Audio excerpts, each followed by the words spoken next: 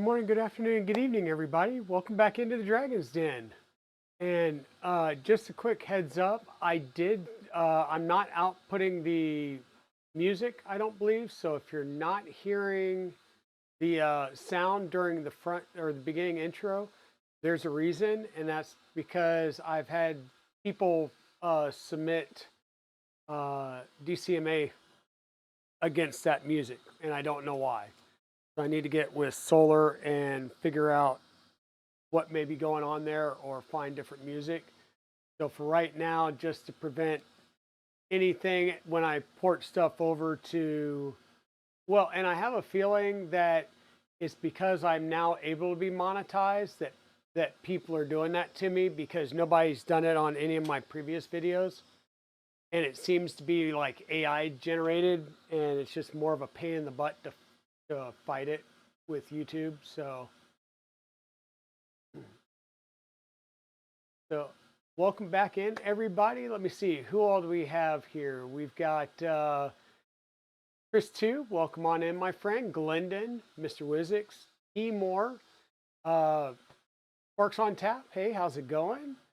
Lee Marie, welcome on in. Now, is this Jeremy or Keela or both? Hey, Free Heathen, how's it going? Welcome on in, my friend. Oh,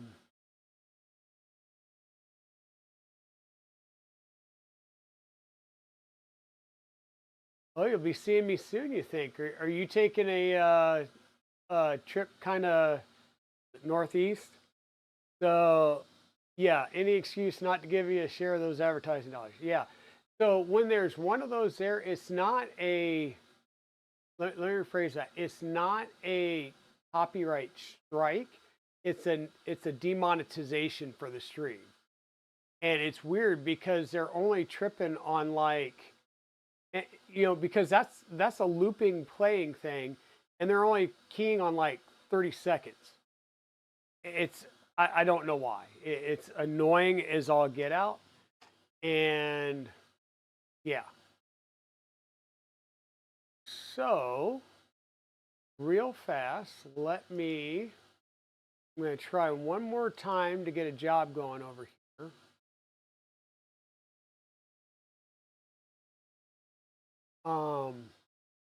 You're going to the open house? Rock on, rock on. So that's one of the things that I wanted to talk about today. So for those of you that are not aware, yeah, thanks, Mr. Wizix. So I'm gonna put you over here on the full display. KB3D's got an open house coming up, November 2nd. They're gonna open their, we'll say, brick and mortar storefront, and I've seen it. I've been there. I got to see it shortly after Murph when I went and paid a visit. I think it's going to be pretty cool to see the inner workings of KB3D and check things out. It looks like they're going to have some door prizes. They do have food. There is a link. I've added it to my announcements. It's out on KB3D's announcements on Discord as well.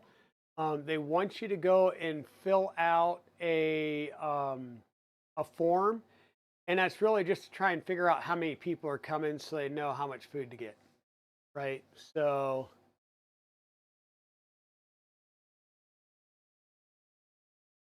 yeah, so I'm looking forward to seeing everybody that can make it out there. I think it's going to be fun. I'm actually going to go see Mrs. Dragon on Friday because she's flying from Colorado out to Columbus to do a presentation for one of the siblings councils that she's part of for, and by siblings, I mean siblings of disabled family members and stuff like that. So I'm going to go spend the night with her Friday night, head on up to KB3D Saturday, go back down, spend the night with her, and then come home with her on Monday. So yeah, that's going to be fun. Hey, Miss Akila, how's it going? Welcome in, welcome in. Glad to have everybody here. So yeah, this is going to be kind of cool. If you're in the area and you can make it, definitely come out and see it. Um, I plan on bringing the Positron, and the Positron has now been named. Um, let's see if anybody can pick up the name. So for those of you that weren't aware, have been under a rock, um, last Saturday I tripped. Um, and I'm not going to give a reenactment, but some of this stuff wasn't here. I do not plan on getting over in this corner at all. But I was over here working on loading filament in to test out the third box turtle. And as I turned, I kicked the positron case, which is now safely over here up off the floor. I kicked it in front of myself with the right foot, caught it with the left foot, and went down. And in that process, I fractured my big toe on my left foot. So we now have a name for our, actually, that's probably not the, let me do this one. You guys might be able to see as it's printing. There we go. We now have a name for the positron, and it is now called Fractured Dragon. I'm probably going to be a little bit slower and more methodical as I move around. I am trying to clean some things up here. Uh-oh, hype train incoming. What'd I miss here? You guys, what'd I miss? Shenanigans with the raid. Thank you, Shenanigans. I appreciate it, my friend. Welcome on in. How was your stream? Hopefully everything went well. But yeah, I'm not going to do a reenactment. The VOD is up on Twitch. It's been ported over to YouTube. I just haven't gone into YouTube and like switched it from private to public yet. But yeah, luckily it was on kind of the main computer screen, and I was just down here in this little corner on the right. Like we were literally on this screen, and with this focused over here somewhat. So you saw my feet, and then you saw the trip. You didn't see me do the Superman trying to stretch out between the laptop table and all the other stuff that I have in front of the bench. And by stuff, we'll just go with the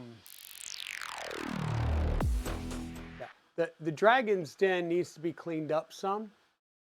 I basically Supermaned right here. And like I said, when I did, I did break. I have a stress or hairline fracture in my left big toe, and the swelling is finally starting to come down. A lot of the, we'll just say, the deep dark black bruising is going away now. So that's that I'm glad about that. And hey, Jatanin, welcome on in. Yeah, it's healing up. Hey, Thunder Keys. Luckily, I'm able to work from home, which has been a good thing with the craziness that's been going on. So I've been able to at least sit here and ice it throughout the day and stuff, which has definitely helped.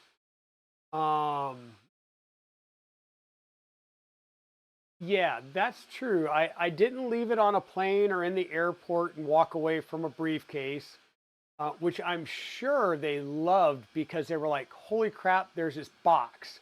And then they start scanning it and they see all this weirdness and electronics. And they're like, who left something on a plane? They're probably going to get flagged and won't be able to fly in the continental United States for like ever again. But yeah, thank you everybody for cheering some bits and starting the hype train up. We're 28% into a level 1 hype train.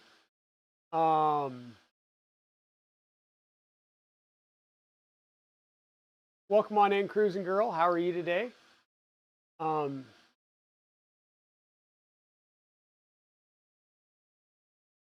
trying to get caught up with chat.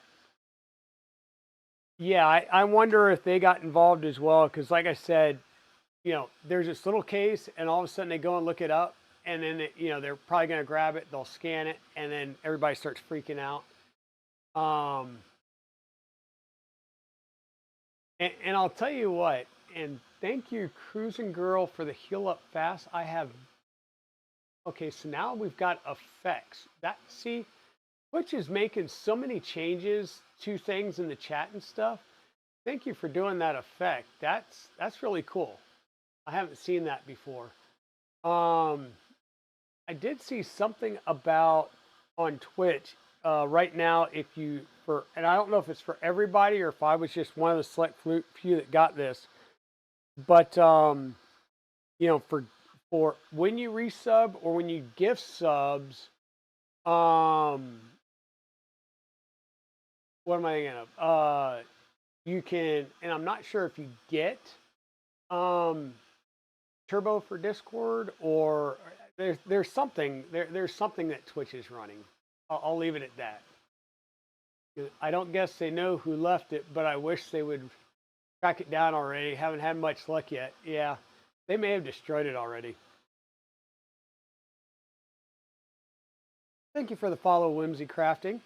I'm going to be honest with you all. I honestly, I have no idea what I was going to stream today. I'm going to try and print some.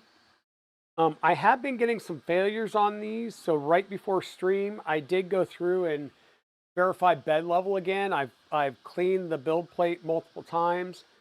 But what we're printing, and this could partly be why we're having so many issues, is the legs and the little hats for our little mini pumpkin crawlers here. So they're really small and thin pieces. And I figured these would be really cool to give to kids that are coming around for Halloween. And I wasn't sure if I was going to go over Evil Diesel's house, stay here, what's going to happen, who knows. But these are the tiny crawling pumpkins. And I grabbed these from Printables. These are from Gajiang 3D. Let me copy that over here into chat. This is where those models are. There's 3 different pumpkin styles. There's a scary face, a happy face, and then the tall ones. So there's the 3 types. There we go. There's the 3 types of faces. And I printed out like 18 of these at a time. So 6 of each on a build plate. And I did those on the rat rig right here. And then I was printing out the legs and stuff on the Positron using the Loyal Moses creator spool of Sparkle Dark Green. And I am going to sit down. And Jeremy, I just got to say, I love me my caramel apple pops. And how come you don't sign these? I don't think I've ever gotten anything from you that's been signed. Like Zivy signs hers.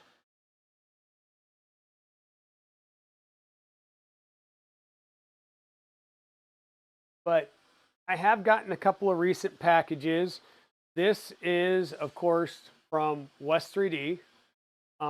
This is the Nevermore Stealth Max kit. This is all of the parts to build the Nevermore Stealth Max, which is the larger size Nevermore filtration system. My plan is to mount it in the base of the rat rig, though I have seen there's the rat pack, which is a slightly different setup, and I'm trying to print the files out now on the rat rig, but I am encountering some difficulties in getting it done. But you know, here would be the base. I get to try and dig out the supports that I put in there that I probably didn't need to put in there, but like this would be the base. You'll have Raspberry Pi Pico in here to control it. You'll have the fan mounted in here, and this will all be activated carbon, and then some HEPA filtration and stuff. So I'm not sure. I may do this one. I may go and do a different one, but we're going to try and get some filtration going. And that what I just showed you was, like I said, printed over here on the rat rig, and I had it detach again. Dang it. What is going on here? I really need to figure it out, because it's like once one of these detaches, it causes others to detach.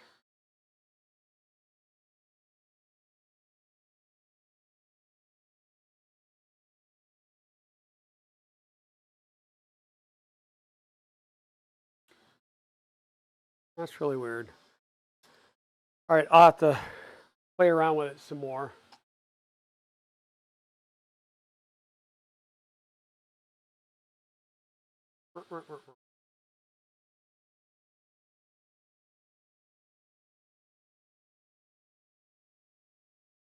Yes, Cruising Girl, that is the one by Armored Turtle. I am part of the closed beta. Once we get 25 serials under the closed beta, it will go into open beta. And I believe Isix Tech, who is the distributor of the AFC light board, which is the purpose-built board for the Box Turtle, is going to have basically a bomb in the box kit for it. I want to say it's going to be around like $250, $300, something in that price range. I haven't been paying that much attention to it over the last week and a half. But I had 2 Box Turtles at 3D Printopia. One was running on the Trident back here. It's sitting on the ground right now. It's the red and orange one. I had a blue and white one that was over on static display at KB3D's table. And then I had most of the parts here to get the third one up and running. And I decided I was going to use the AFC light on that one. But I decided to go ahead and use a Big Tree Tech MMB version 1.1. The first 2 were built off the MMB 1.0 boards. The 1.1 just has a couple of different pens. And I'm trying to work through getting this other one online and working. And once I get that done, I'm not going to serialize it, because the whole purpose of the closed beta is to get multiple people to build them and figure it out. Like me and 2 others have 2 serialized already, and it's like me, Armored Turtle, and 1 other person, and we're not serializing anymore until we go into open beta.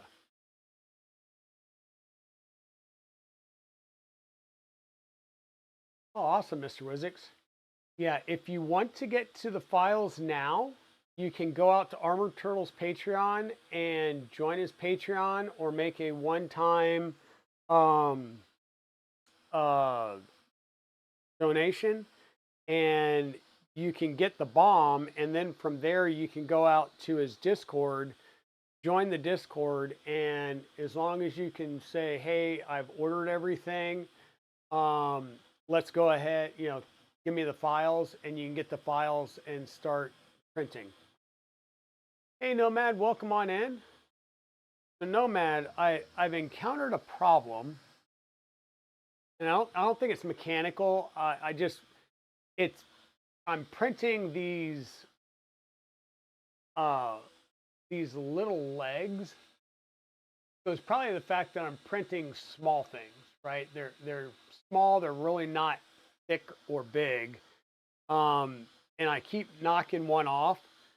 And of course, as soon as you knock one off, you might as well stop the print because before long it's going to knock others off or get down in the track and foul something else. And I just re-leveled it before stream. So I can't figure out what's going on as to why. And quite honestly, like I said, it may just be the size of the file. So no big thing there. You wonder how it compares to SMUF. So SMUF, I think it is printer agnostic, which is what you like better than the IRCFA. I agree. Box Turtle is currently clipper only as well. Okay, let me be sure to identify it. Box Turtle is clipper only as well. Ads. Very good. We'll hold off on that. Vision Miner is best for the glass. Sounds like a plan. I will go ahead and raise this up then. And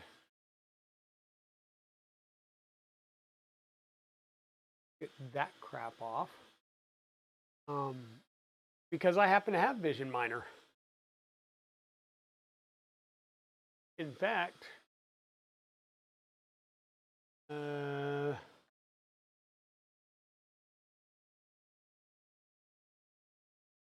we go. I have a affiliate code out there. So if you guys would like to support the channel and you need some good bed adhesion, Vision Miner works great. And I know, Nomad, you're now an affiliate with Vision Miner as well, right?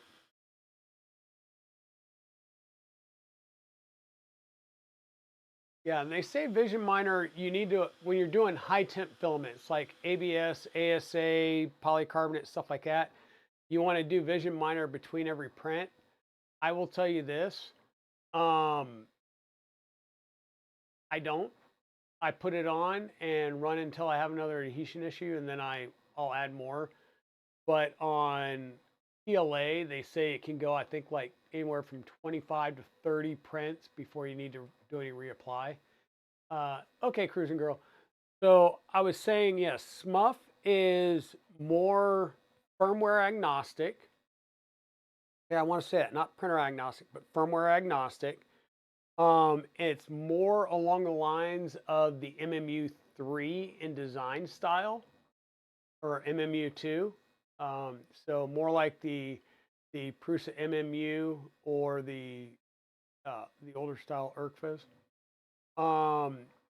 Box Turtle is meant to basically be an open source version of the Bamboo Lab AMS.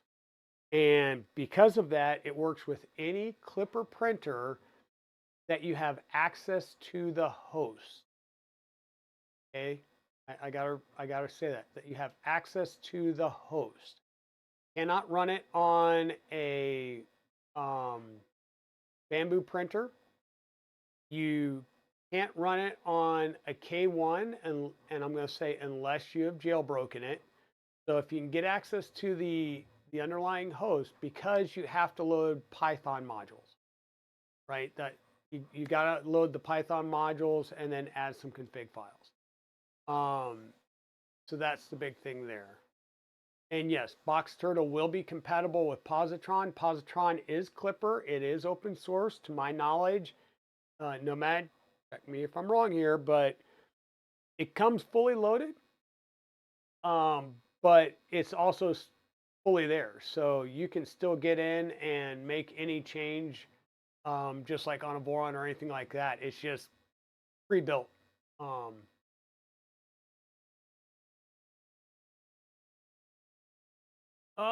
No, Cruising Girl, Bamboo does use Clipper. They've just skinned it and locked it down. It is Clipper at its heart.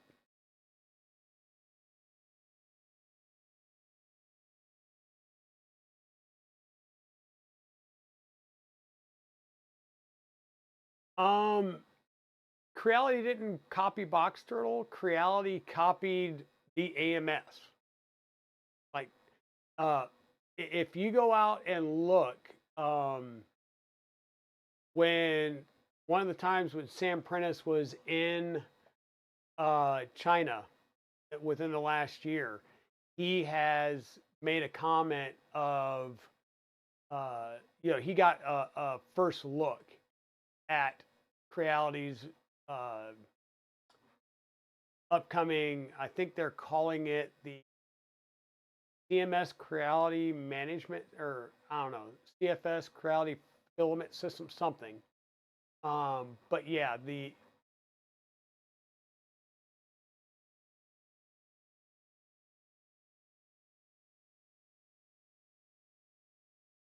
uh, I have not heard that yet, Cruising Girl. But quite honestly,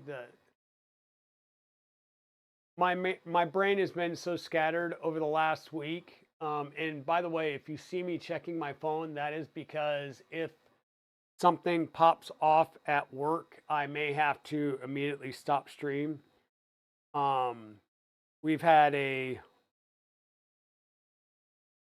we'll just call it an event, and I am in charge of running the response for my team. So that's why I have not streamed this week. It's not my foot. It was specifically because of work, and we've been going till like 10, 11 o'clock at night, and then had escalations at 2:33 in the morning. So we've been running on caffeine, and I've done this before many times, not to this extent since being out of the military.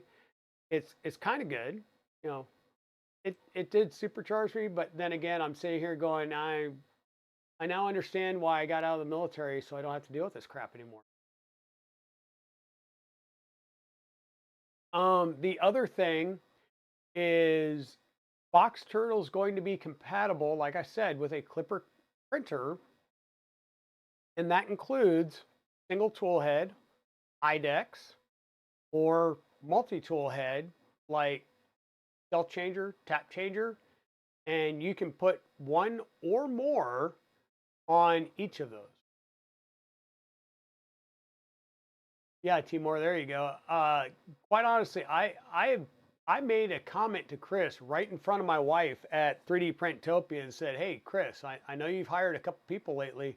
Let me know when you're hiring again, especially if I can work remotely." And he's like, "You'd have to take a pay cut," and I'm like, "Yes,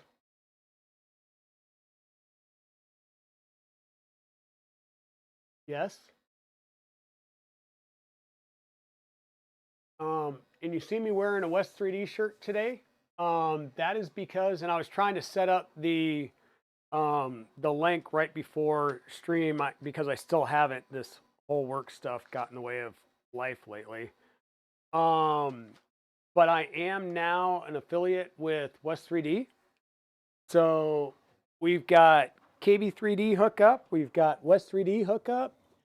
Um, Still trying to work on Hector. I mean, me and Hector got a great working relationship, and we will have an LH Stinger is on order and will be on the way. Sorry, I'm trying to get rid of the grease laden bag where I bought some more M3x8 screws so I can build my fourth box turtle. And parts are being printed for that right now.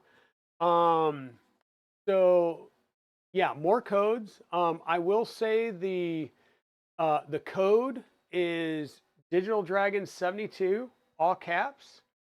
Let me grab that link out of my email, and I will post that.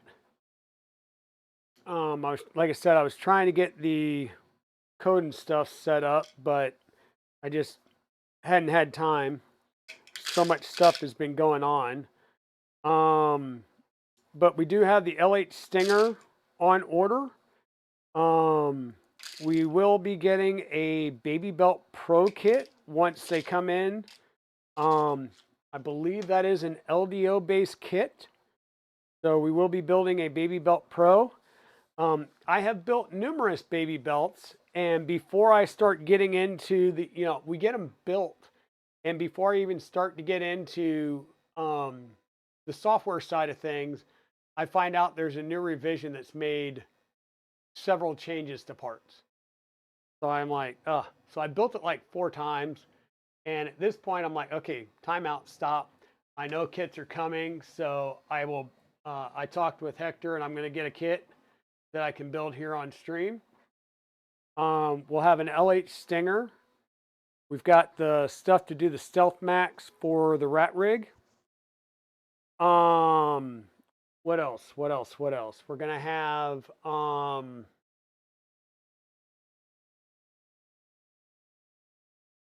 so the one of the other things that we managed to do out at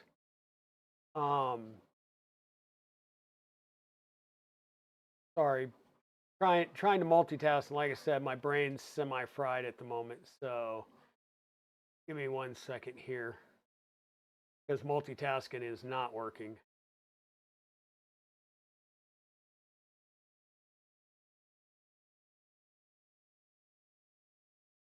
So there's the link for West 3D. And even if you just go to West 3D and you don't use the link, make sure that you add this code at checkout. That will support the channel. I've got to double check and read that email. I believe your first order, and if I remember right, Dan said any order placed that day. Like if you order something in the morning, you go, oh crap, I forgot, I need to add this as well. Go ahead and use the same code, and your first order, using that code gets you 5% off your entire order. And like I said, I believe Dan said that that would actually be good for the entire first day that you use that code. So within that same day, if you think, oh, darn it, I forgot something, go ahead and put that code in again, and it should still give you that 5% discount for any order done in that same calendar day. Of course, they're Pacific, so we'll say Pacific time. And it, like I said, there's stuff gets sent back to the channel to help the channel out. It doesn't change the cost for you at all, other than you get that discount on the first time. So I appreciate you guys using my affiliate links. It does get back to the channel. At this point, I'm getting close to, I don't know, probably being able to buy a printer or a kit from KB3D. Sad part is probably 90% of that is from me ordering stuff through KB3D, but you know. But yeah, the Kyber Dragon, which is the LDO Boron 2.4 Rev C kit that we built here on channel. One of the local brick and mortar companies here by the name of Evocate 3D, they sell printers, they sell printer supplies and some spare parts. They also do, like, we'll say 3D printing 101. Okay, you have a printer, we can go through and help you assemble it. Like if you got an Ender 3 or whatever, we can help you assemble it. You can bring it in and we can do maintenance on it. They also do training classes to say you have a 3D printer, now what, right? And you can go through and they'll go through and work with them training stuff wise. I just realized that light bar over here has fallen down behind that. That's probably when I did the Superman. It's probably been down for the whole week. But Kyber Dragon, which is over here in the corner underneath the Trident, is that LDO kit. And Evocate's been wanting to get a LDO kit because I believe they're starting to stock those. And while talking to them, I said, hey, I have one that I've built. If you want one for display, let's chat. And I talked to Beverly, who's the head of the company and stuff, and the Yeah, so it's a stress hairline fracture nomad. The swelling and I'll say the deep set, I say the deep set like the dark purple black bruising is starting to finally fade out. And it's getting a little bit better. So, yay, it doesn't hurt and throb throughout the day as much. I am currently wearing Crocs. um, because they give you a decent amount of support, but they're soft. Um, so that's good.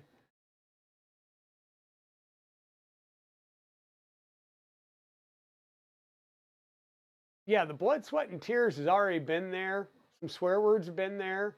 Uh, this is the first time I've broken anything, but yeah, the positron is now named Fractured Dragon. Um, and yeah, talk about your broken dingus. I broke my big toe on last Saturday's stream. I was putting filament over here in the green and blue box turtle. This is my third box turtle build. And we had just got it set up. I was installing filament to try and give it a test run. I turned, and when I did, I kicked the positron case with my right foot and then hit it with my, as I, you know, tripped and did the next stumble step. I caught it with my left foot and went down and kind of did a Superman right in this area. Um, Luckily you didn't see the fall, but you heard my response to the fall. That video is up, video on demand on Twitch. It's going to be added to YouTube later today. Was it about 2 hours, 53 minutes, 21 seconds or something? I don't know. I listed the timestamp in the description. So go about that area. And if you're looking down, because we were on this view, so down in this bottom right hand corner here, you will see the action unfold. Uh, so yeah, that's why I'm sitting down. We're not doing a build. We're just chatting. Yes, the positron case is dragon proof. Um, Case 1, Dragon 0. But I'll demonstrate here. So, big toe. The right beneath the nail in that area is where I've got a stress fracture at. So really a band right across underneath the bottom of the nail is where the deep, heavy bruising has been. And it, like I said, it's been swollen all week. But I did go and get x-rays on Sunday and verified that it was a stress hairline fracture. Yeah. Yeah. Don't kick with your toes. Yeah. Yeah. That's true. That's true. So yeah, it's the foot's doing well. Um, the the icing regimen got a little disturbed over the week just because of the stuff going on at work, but we have prevailed. Things are going good there. Um, yeah, that's kind of where we're at. But the to finish the other story. So Kyber Dragon, I'm gonna dig it out. We're gonna bring it up on the bench, take a look at it, make sure that everything's good. We're gonna rebuild the tool head as a Filomatrix tool head, so it has the tool head cutter.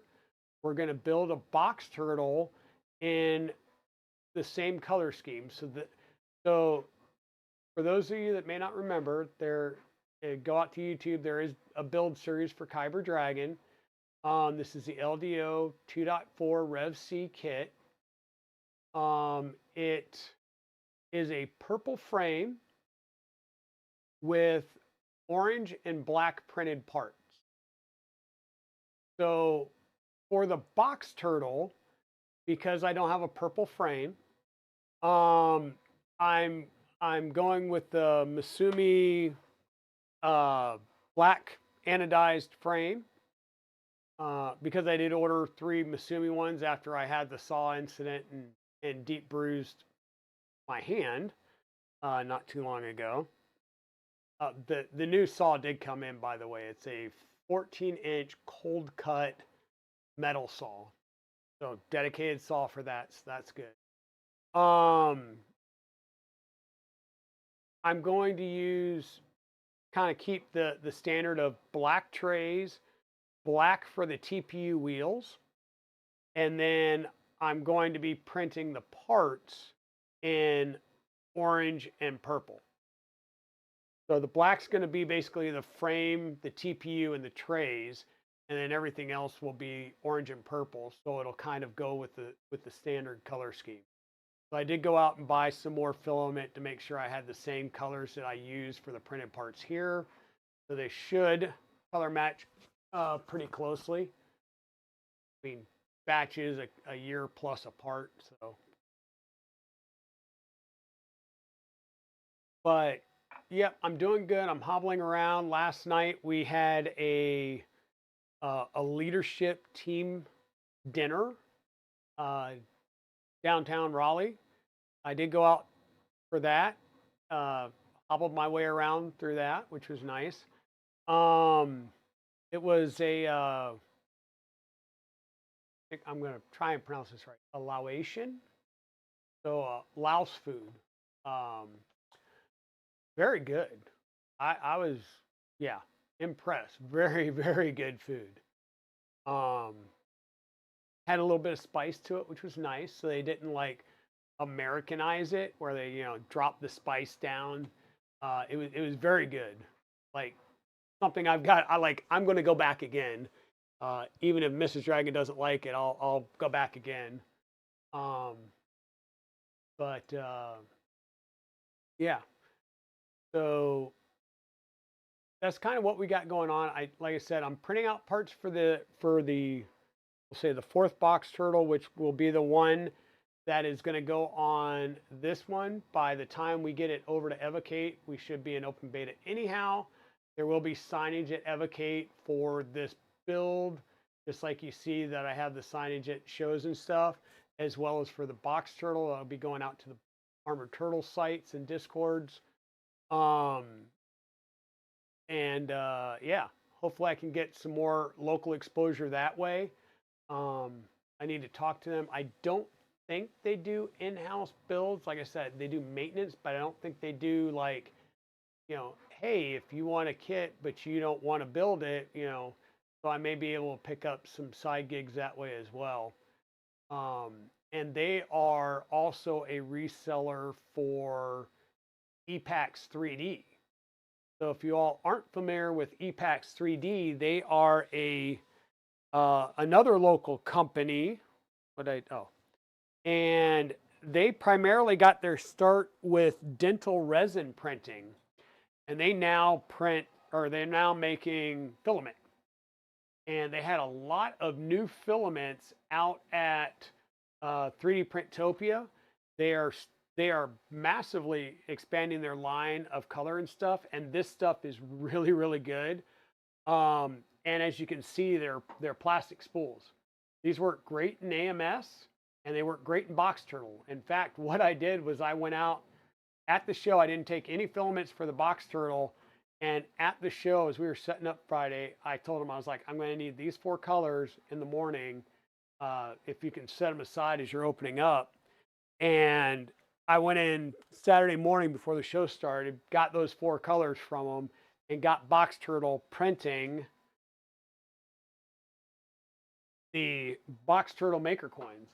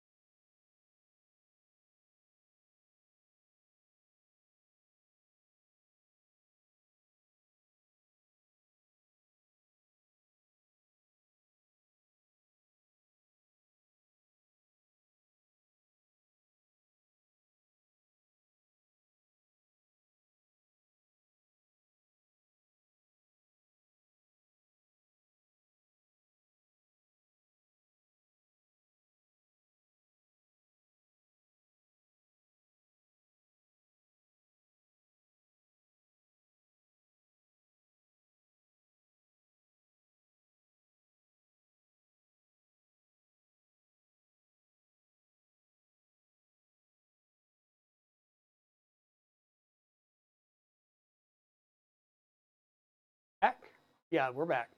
Sorry about that. I don't know how I actually shut the transmitter off. I mean, it's fully charged.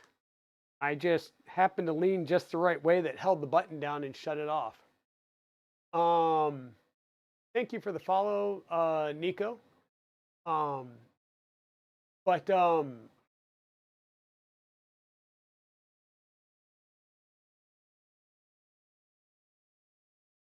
yeah, I'm sitting here just trying to catch up on chat with everything Freeheathen was saying. So yeah, the EPAX 3D stuff is really good. It is already from the get go good for higher speed printing because they test every one of their new batches. They test on a P1S and an X1C. Hey, Royal Nomi, welcome in. Welcome in. Uh, I'm sitting down, kind of doing a little bit of a chill stream today, just kind of chatting, showing off some of the things that I was printing here for Halloween. These are tiny crawling pumpkins. They're available on printables. I will grab that link and dump back out there. I thought these would be kind of cool to give to the local kids or take some over to Evil Diesel's house and give out to the kids there. Um, but these are over on printables. I think they're really cute. So, um, but yeah, welcome in, Nico. For those of you that are new to the channel that have jumped in and followed today, my name is Digital Dragon, otherwise known as Luke. I'm a 3D printing variety streamer here on Twitch. Um, what that means is we do everything from machine unboxings, kind of like we would do with the Bamboo X1Cs here, or the Mark IV, the Prusa Mark IV right behind me, which I bought as a pre-built machine, to mods like building the MMU3 that's on the Mark IV, or doing some standard mods to machines, to full up printer builds like the vast majority of the machines you see here. I also do, I take part in betas and prototyping. So this machine right here still gets a lot of comments. This is a 0G Mercury 1. The 0G Mercury 1 is designed as a uh, motion system mod for an Ender 5 series printer, whether that's a 5, a 5 Pro, or a 5 Plus. It changes it from the Cartesian into a Core XY. And then this one and the one downstairs actually have the Hydra mod, which converts the dual lead screw into a triple lead screw so you can do Z-tilt adjust just like you do on a Trident. This one here was built under a closed beta. To my knowledge, it's still in closed beta for well over a year now. But this is a full frame build. So this is basically a full up build. The only thing I'll say Ender 5 about it is the Ender 5 size bed. But this is a fully built enclosed 0G Mercury 1. I built a trad rack under the closed beta that I need to rebuild and put on the K3 that's right behind my head here.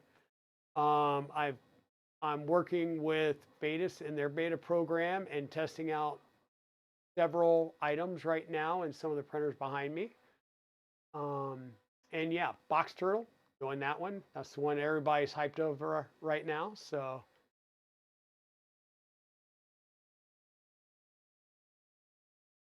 yeah, so the 0G makes sense if you already have an Ender 5. I will tell you the Ender 5 Plus that I have downstairs, I bought that as a, how do they refer to them? I bought it on eBay and it was a as is printer. And as is, whoops. Okay.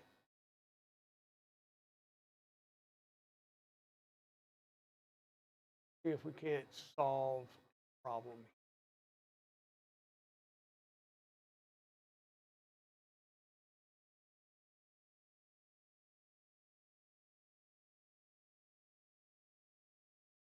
I don't know how.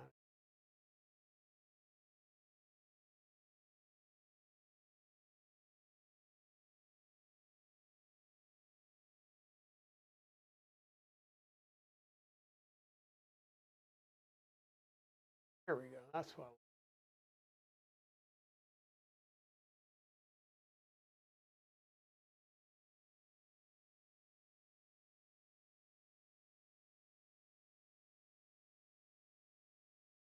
There we go. Problem solved.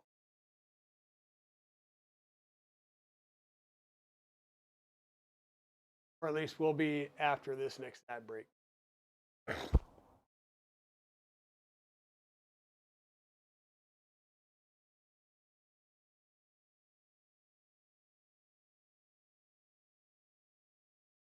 Oh, and for those of you that know, I am a big Duncan fan, right? Normally, I get really hit or miss when Mrs. Dragon's not here because she's normally my runner, but I made a run this morning. And I like to get munchkins. I'm not sure what this monstrosity is, but they basically took a munchkin and dipped it in the Halloween sprinkles. You got Dunkin' coffee? Yep. So the mug that I was just drinking, so the Digital Dragon mug, which my merch is not up yet. I still need to get on fourth wall and get stuff done, but we are trying so hard to get a business set up. And then once we get a business set up, we'll figure out if we're changing logos and all that stuff. So that's why I haven't done fourth wall just yet. We're trying to figure out what our new branding is going to be. Um, but yes, this is Duncan. It just sticks around a lot longer this way. What I had in the other mug was, and what I drink here at the house is Black Rifle coffee. Um, so yeah, Halloween Munchkins. Yep, yep, yep. Um, where was I, guys? I got confused, or not confused, but started thinking about donuts.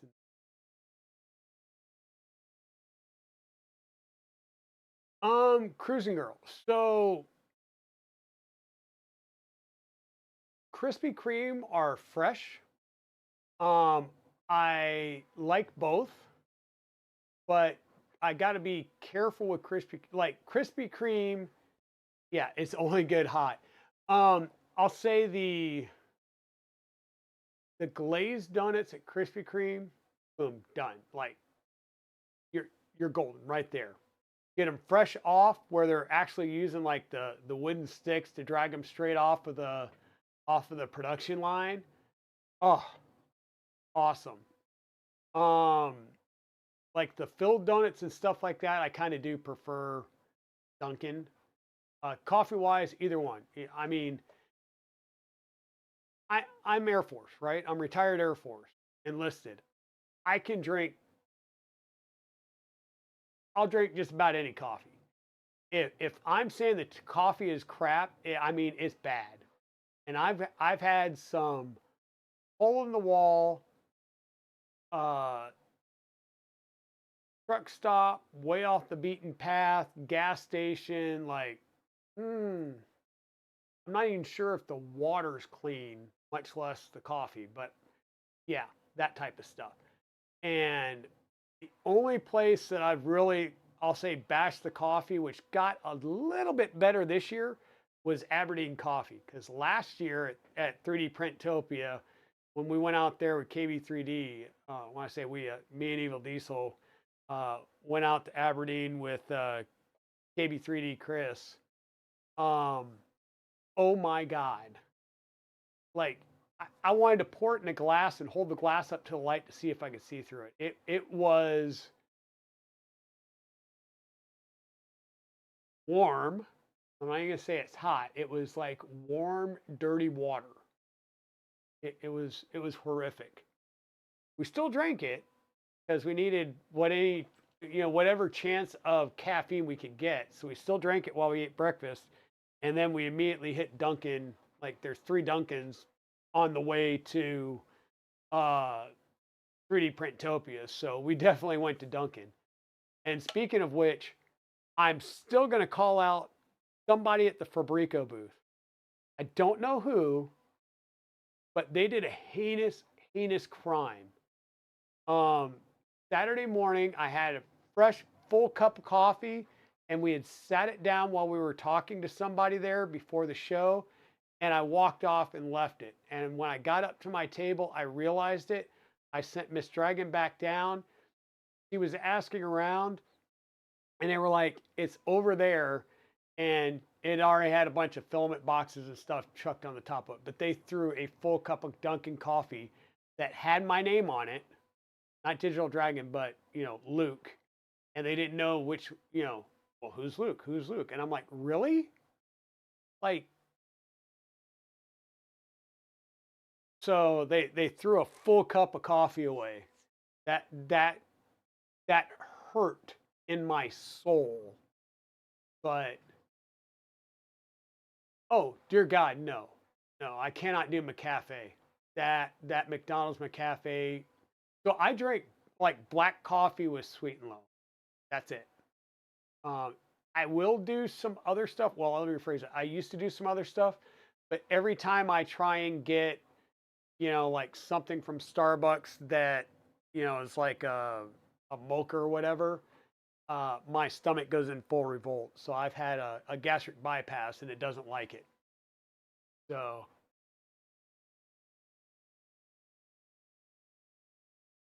oh yeah, I mean, it was, I would have cried. I would have taken a moment, but at that point the show had started and there was no moment on Saturday. Like Saturday is still somewhat of a blur. Sunday I got to, you know, Saturday we talked. So we had this trident with a box turtle, and we had black box at the table. We had 2 rooks down at the KB3D's table. The Rook Mark One is here at my house. The Rook 2020, or excuse me, the Rook 2020 Mark One is back here with me. The Rook 2020 Mark II with the KB3D branded deck panel, you will see at the open house. It's back with KB3D. Um, so yeah, black with sugar, black with sweet and low, whatever. Uh, yeah, yeah, it's bad. And like I said, I've drank some coffee um, over in the desert in 1999. I was out at Escon Village in Riyadh, Saudi Arabia. We were working, we'll just say standard hours in war zone, right? We had enough people. We were working like 8-hour shifts, 5 days a week. We had an issue. We went to 12-hour shifts, 7 days a week, and that sucked. So our coffee got a little bit stronger. The army guys that were stationed with us couldn't hang with us and went and got their own coffee pot, put it in their room in the villa that we were using these villas for our comm centers and stuff. And they blew their circuit. We had to do an emergency alt route for all of their message traffic through our systems until they could get things replaced and back up and running. And they had to actually explain to their boss what happened. And it was the fact that they couldn't hang with our coffee because our coffee, like, yeah, we were almost using like a half a bag in the big urn to make coffee. And you could, yeah, like spoon didn't touch the side unless you made it touch the side, type of thing. And yeah, like had the army guys explain that the Air Force guys were drinking coffee that was too strong for them. Like, and I will say, if anybody can drink the instant coffee out of an MRE, I'm not a big coffee snob, but I will say that Aberdeen Diner coffee sucked. We still go there. We went back this year. Um, Kind of a condition and a threat, you know. Um,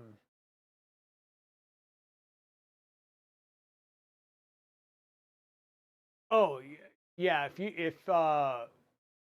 I will say I've got codes at West 3D. I've got codes at KB 3D. The nice thing with the KB 3D, and I have one around here somewhere, and for the life of me, I can't find it. I'll have to find it again. You will get, if you use my code at KB3D, you'll get a little sticker that says, I purchased this in support of Digital Dragon 72, and it has my logo on the side. So it'll have this logo on one side of it, and then yeah, some things that you can put on there that says, this kit was purchased and supported um, Digital Dragon 72. That's really cool. And I didn't know Chris was doing that. That was just something that Chris did. And I ordered something using my own code, and he sent one of those stickers, and I was like, "You got to be kidding me!" Kind of. But anyhow, so I'm gonna shut the positron off so I can pull the bed. Actually, no matter. Are you still here?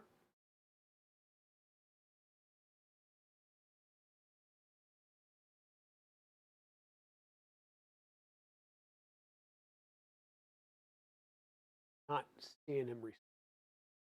Um, yeah, I'm just curious if the bed is, I'll say, hot swappable. Like, could I pull the bed out with it on, or is it just still better and safer to power it down, pull the bed, so I could flip it over and put some vision miner on it? Or did he go to get coffee? Yeah. Zero two.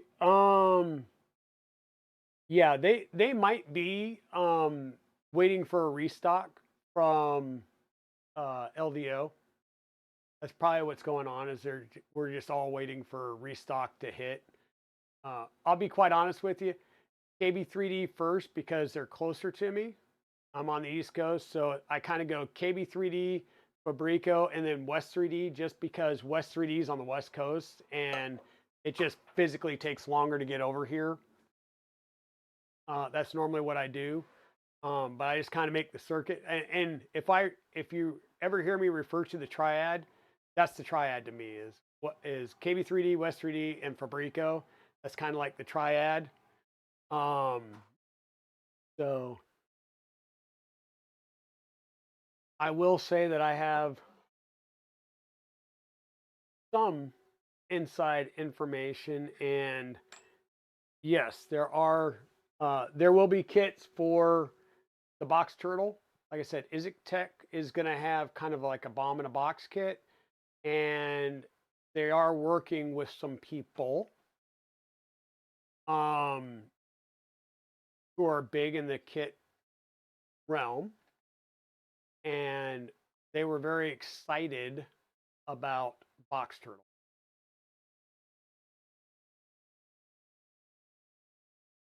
Oh, hey, Thunder Keys. And yes, that is true. I keep forgetting that LDO has teased that in public. So yes, Jason came over and checked out Thunder Keys box turtle. I kind of you'll hear me tease Thunder Keys because one, he got me into the box turtle, and I thank him every day. Um, but right when Jason came over to check out the box turtle, his box turtle at the West 3D booth, it jammed.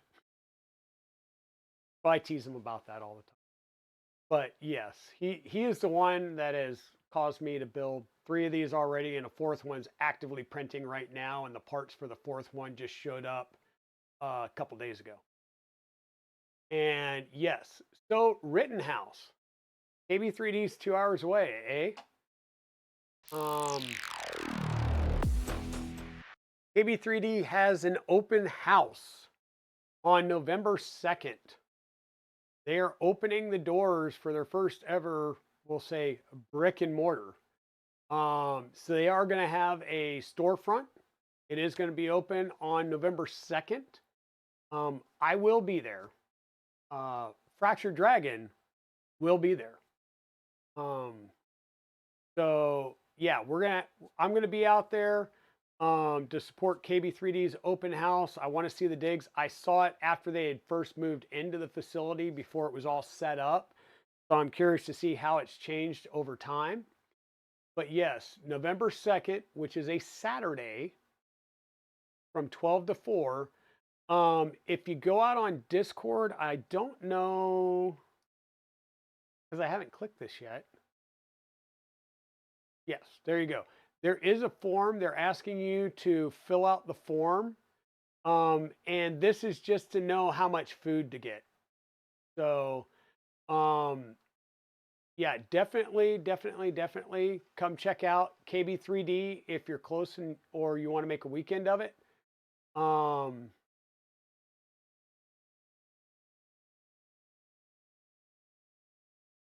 Yeah, why not? I will tell you the red and orange box turtle currently sitting on the ground because I'm testing the other one over here on the Trident. The red and orange box turtle that was at 3D Printopia that was printing the entire weekend without any clogs or any issues. I'm sorry, Thunder Keys. I'm just gonna keep rubbing that in. It actually used the MMB, the Big Tree Tech MMB version 1.0 board that I pulled from the ERCFA V2. The ERCFA V2 is currently sitting on, underneath the box, or I'll say on the shelf. It's sitting underneath the black box. It's not physically connected to any printer right now, and it won't be. The Trident 350 that ERCFA was built for now has the blue and white box turtle sitting on top of it downstairs. Good morning, Pez Liz. How's it going?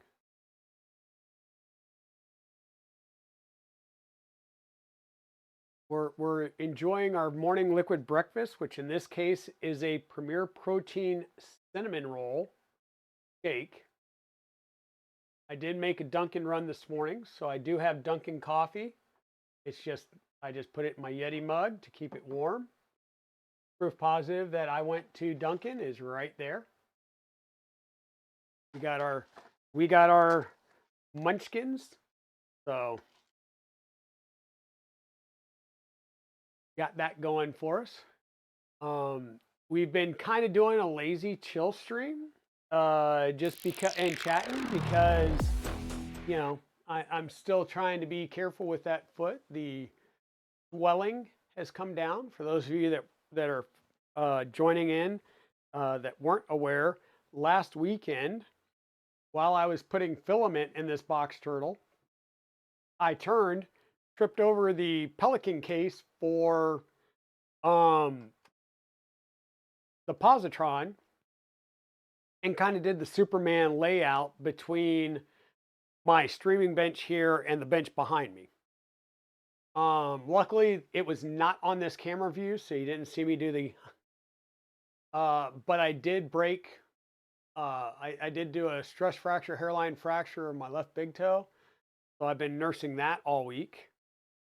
The swelling and bruising is finally starting to go down. Yes, all the cool kids go to KB3D. Are you coming back down to the States for that, Liz? Not too far away, right? It's only down in Ohio.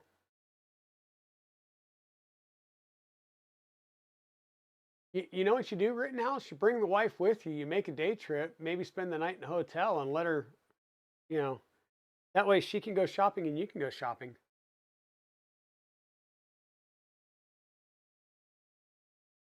You go if you were closer. I understand that. Yeah, we've actually changed some plans. So Mrs. Dragon was going to be in Columbus, Ohio that weekend for a conference that she's speaking at. And I got approval from my boss for the leave. So I'm going to drive up Friday and meet her in Columbus, spend the night, and then Saturday morning I'll drive on up into KB3D in Twinsburg, Ohio. In fact, Chris, too, if you're still there, I will probably like get up and take off early, so I will be there well before noon. So if you guys, I'll be there to help if you need it. We'll put it that way. And then afterwards, I'll come back, spend Sunday and the rest of the weekend there with Mrs. Dragon, and then Monday we'll drive back home instead of her flying down.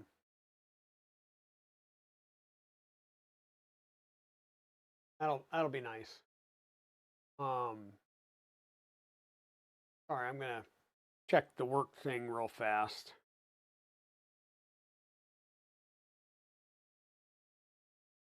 So for those of you that aren't aware, I work for a technology company, and we just have an ongoing issue. So I'm part of the incident response cell for my part of the organization, so I have to keep an eye on it and make sure something doesn't pop off again.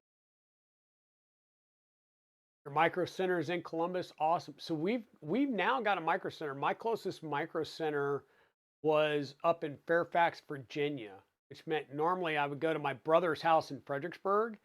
And then while I'm up at my brother's house, I would, make the drive up to Fairfax, go to Micro Center and come back. Well, now, and from my house up there, it was like 6.5 hours. Um, Now I have one in Charlotte, which is like an hour and a half, 2 hours away. So me and Evil Diesel will plan a day and we head over there. I just take the day off from work and go over there. Um, Talos, not I don't work for Talos, but yes. Um, because Talos is owned by a company, and that's the company I work for.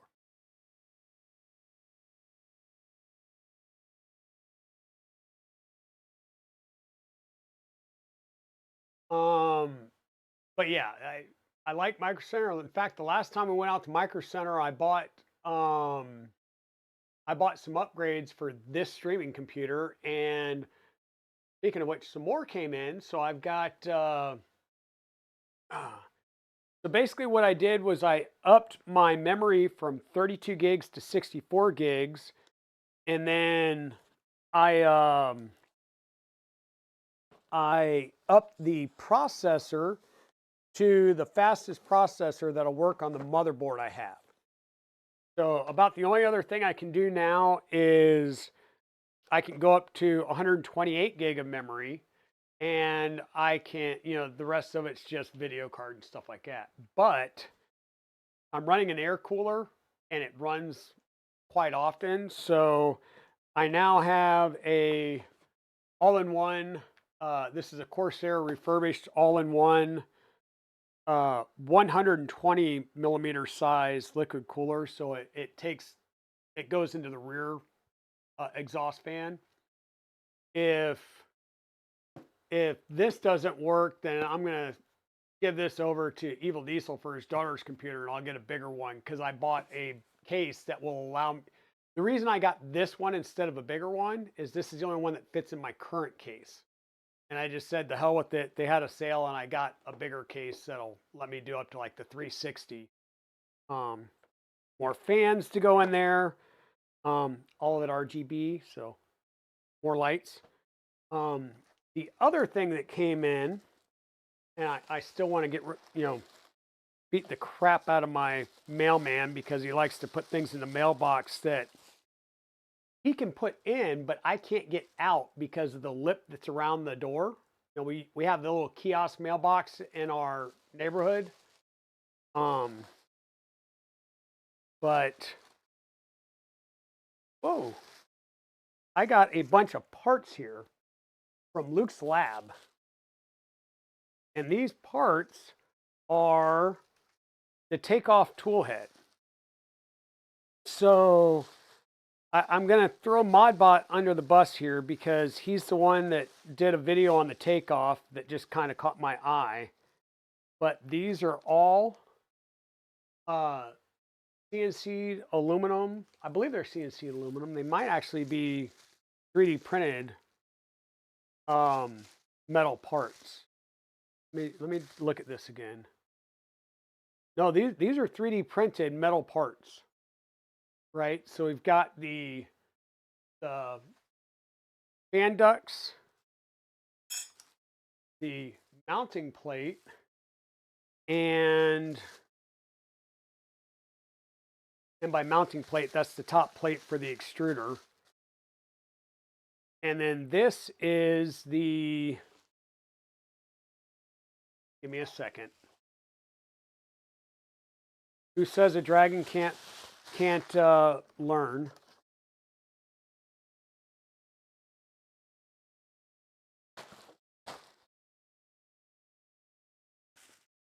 Old dragons can learn new tricks because we're long-lived, and as I've said before, the strength of a dragon, the wisdom of its years.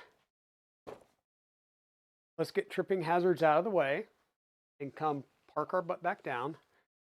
I will switch over to the bench side camera. Bring you around here a bit. So these are 3D printed aluminum parts. These are not machined. These are 3D printed.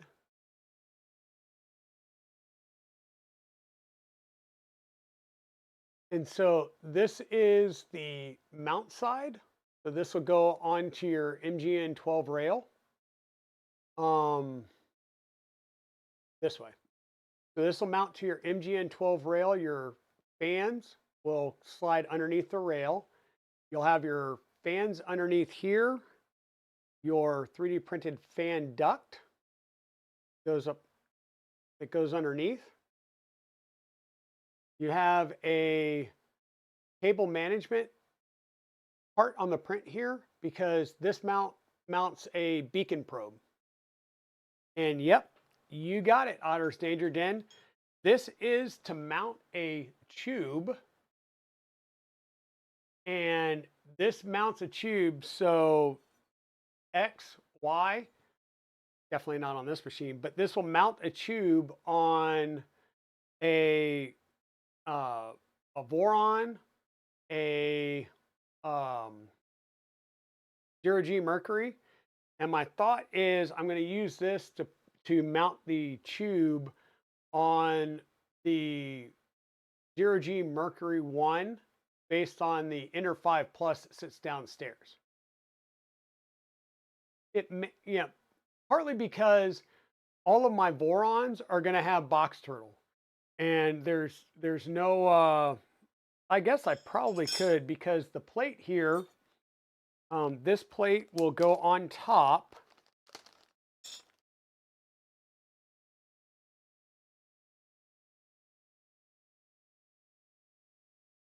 That plate mounts on top like that. And this will allow for, which one did I get? I think it's got bolt holes for everything. So this will work with the Orbiter or the Sherpa Mini or anything else that uses those bolt patterns. Now, here's the one thing I will say. These are metal parts.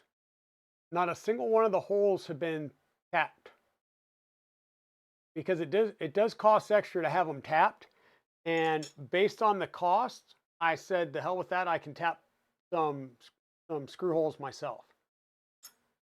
But yeah, I don't know if it'll show up here, the little bit of texture on the top of this plate.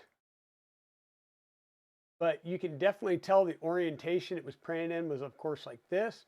And the top has some type of little texturing to it. It almost looks like a rhino liner type of texture to it. Pretty nice. But this is definitely going to be really nice. I saw, like I said, I saw Modbot with his, and I was like, I got to get it. So now I have the Takeoff, which is, I believe, SLS metal printed. And then I've got the Calamity, which instead of going front to back, the Calamity basically goes side to side. As far as the mounting goes. So I have two different options. I only have one tube, but I will most likely put the tube on the Ender 5 Plus because that's the 370 by 370 by 420 build, so bigger build volume. Let's get the bigger uh, uh, higher volume printing capability on that.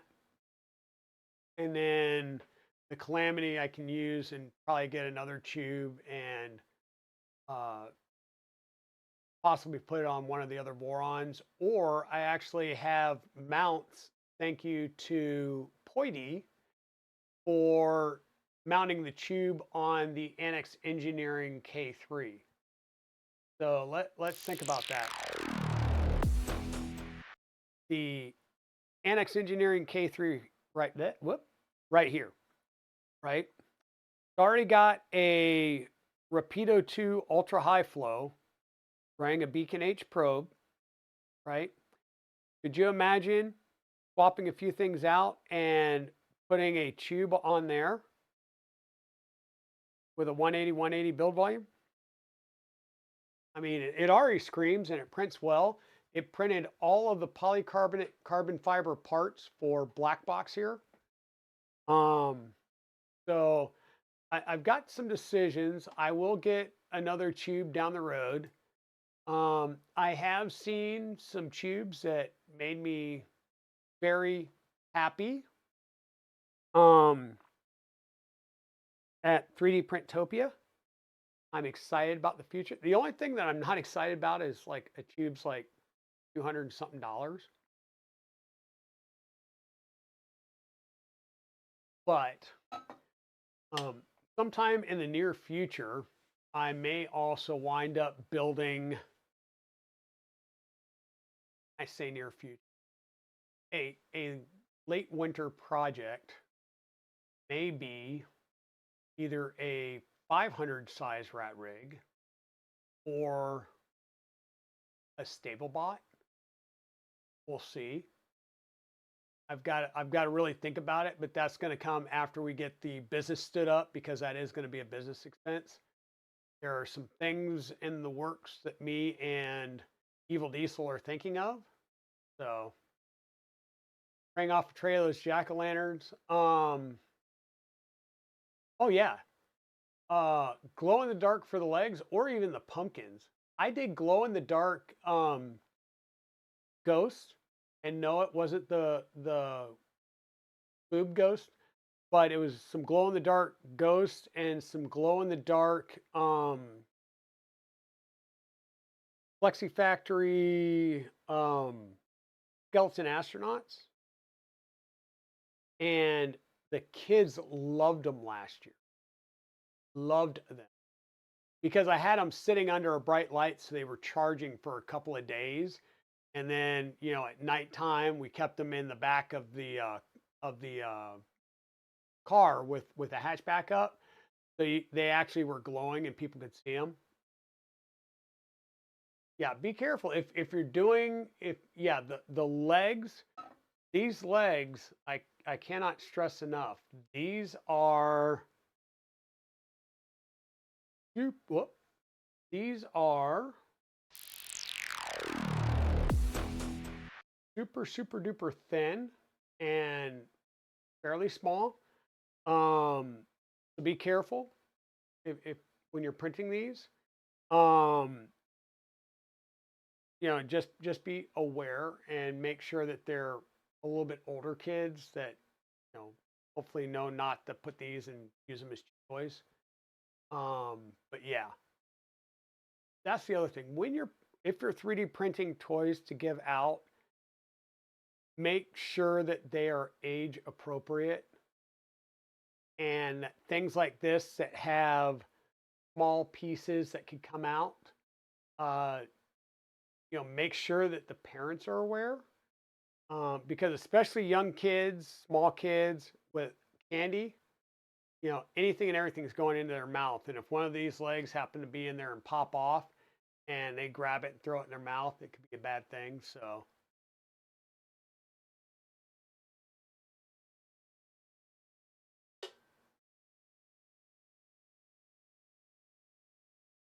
Um,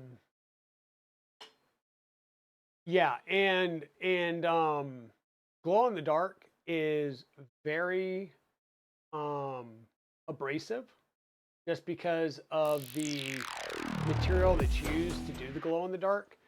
So be careful. Be cognizant if you're running glow in the dark wood, even if you're doing a ton of white, um, be aware things are consumable. Your nozzles are consumables. Your PTFE tubes are consumables.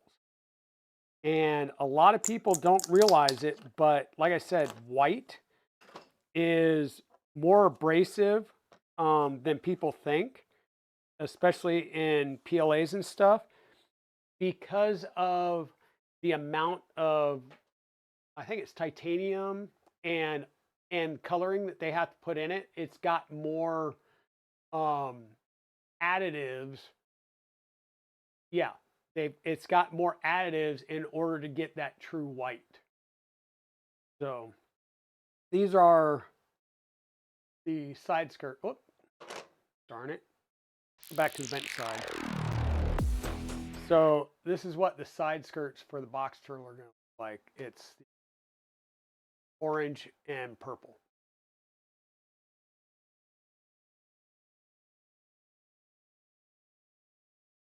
The box turtle is going to have, the purple I think will probably be a little more pronounced on the box turtle than the printer itself. Once again, it's the frame of the printer that's purple. But I just don't have a way until LDO starts coming out with kits and they have the color options. And even if I got an LDO kit in that color scheme right now, I'm not going to be able to properly match it just because the batches would be so far apart. You're not going to get the same shade. That's the problem when I did my V01 to V02 upgrade. I got a blue frame for the top hat, but it doesn't match. Like the color scheme just doesn't match one for one.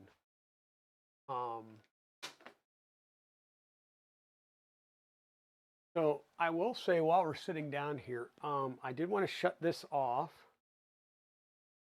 So let me do that. Power, shut down, accept. Going to go through its shutdown routine.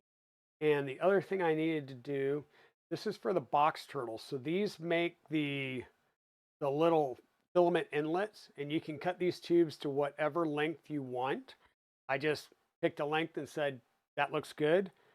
I couldn't get them into the little nubs. This sits at the top, and this is where you're actually going to put the filament in through here, and then this thing goes into the top of the lane. Because I printed these out with a 0.6 nozzle, they're a little bit too tight, so I'm just using a 4mm reamer by hand, and I'm reaming these out to a true 4mm inner diameter, which will let me stick my PTFE tube in easier.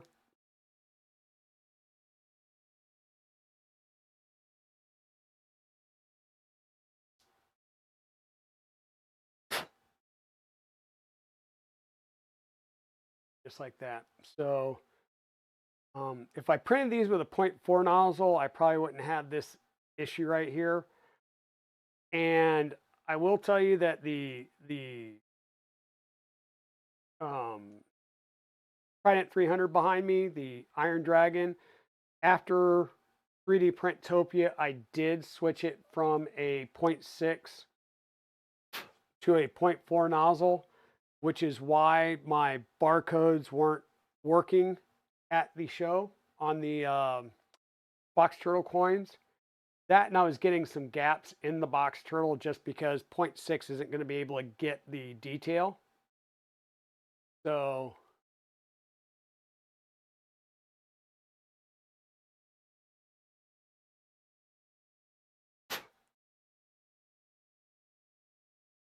No single piece sides. Um, no. A single piece side will fit on. So right now I'm printing it on the bamboo for this round. Um, just because I'm using the other one to, I'm testing the latest one over there on the Iron Dragon. And the single side does fit, but it gets close to the side of the print bed.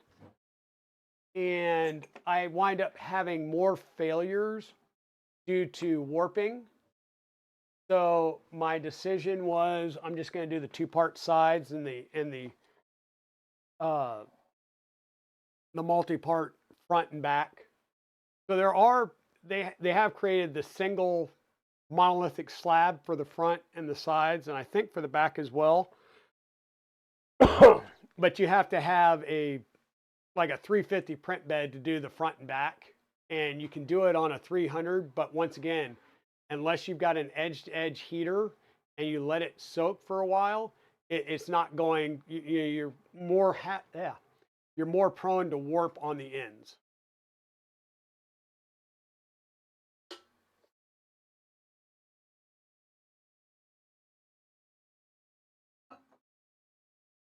Yeah, yeah. Some white filaments have the titanium dioxide or the dioxide or titanium oxide. I don't know, but they have titanium in it, which can cause additional wear. And like I said, to get any type of true white, they do have to add a lot more pigments and other things in it to get it white. So if you print a lot of white over time, it will eat into your nozzles more. That's why I'm pretty much running hardened nozzles on everything to the point where when I forget and I don't have hardened nozzles to replace on like my Revos, I actually put I clogged a obsidian on Bay Dragon. I did not have any I didn't have any spare obsidian 0.6 nozzles. So I threw in a copper one, didn't think twice about it. Needed to print some parts for Black Box, which is once again polycarbonate CF. And I kept trying to figure out why I got like one small print that worked great, and then every other print after that was crap, and I couldn't figure out why. And finally, I got fed up and thought maybe I had an issue with the nozzle. I pulled the nozzle and was looking at it, and that 0.6 is somewhere between a 0.8 and a 1.0 right now. Now at, where was that? Rocky Mountain, I happened to talk to Georgia and asked, like, do you have any of these nozzles? And I explained what happened, and she handed me like 3 or 4 at the show, which was very nice.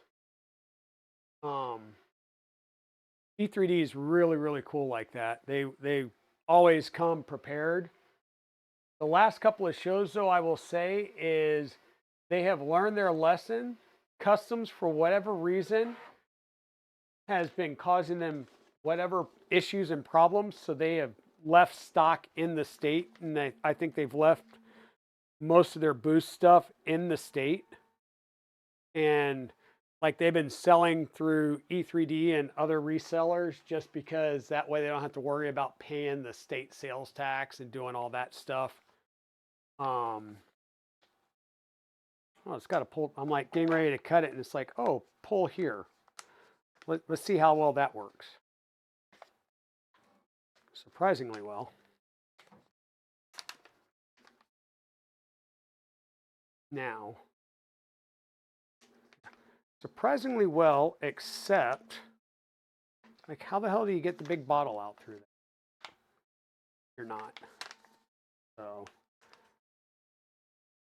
kind of nice, but we'll just cut it open.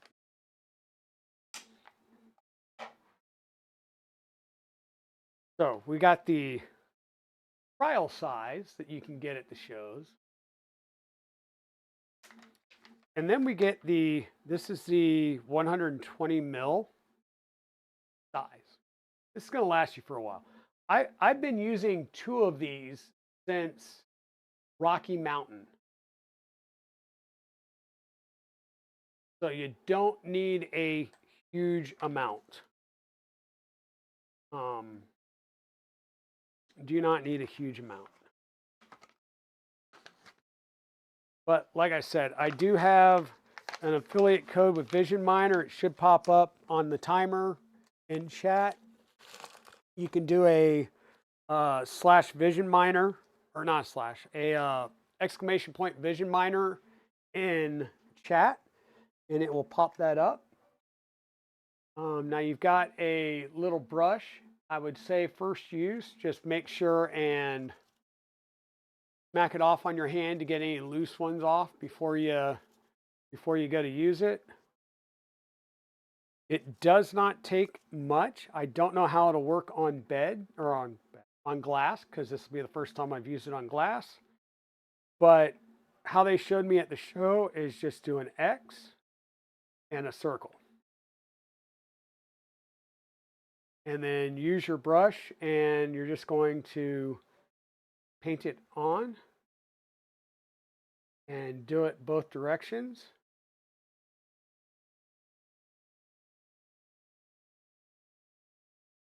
And let it dry. And yes, I opened that up to get the brush because my other brush is downstairs. And then dip this in water or run it under a faucet for a short bit to rinse that off.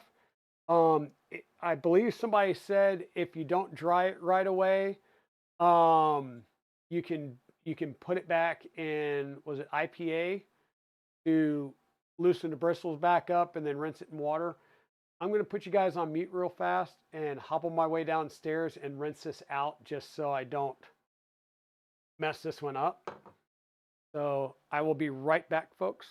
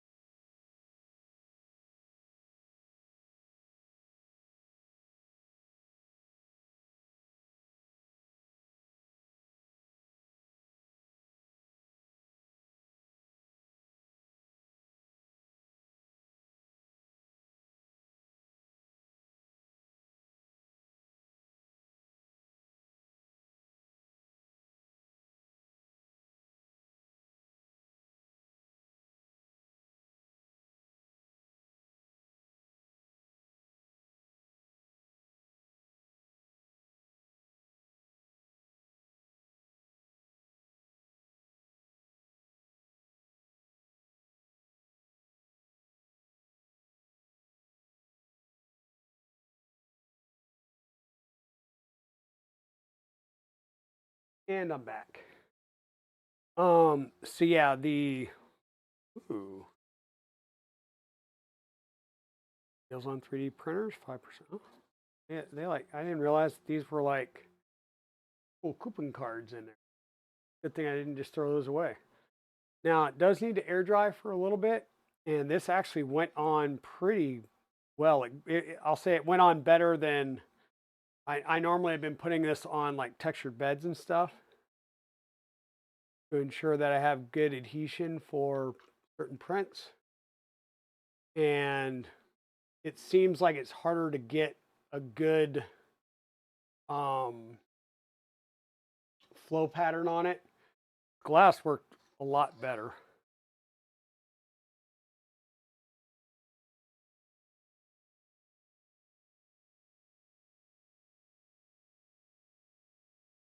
That's the right way. Why is this like not anywhere near lining?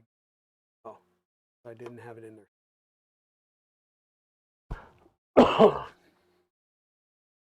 Yeah, so nanopolymer I really like, really good. And every time I've used it, the biggest trick is let your bed cool down.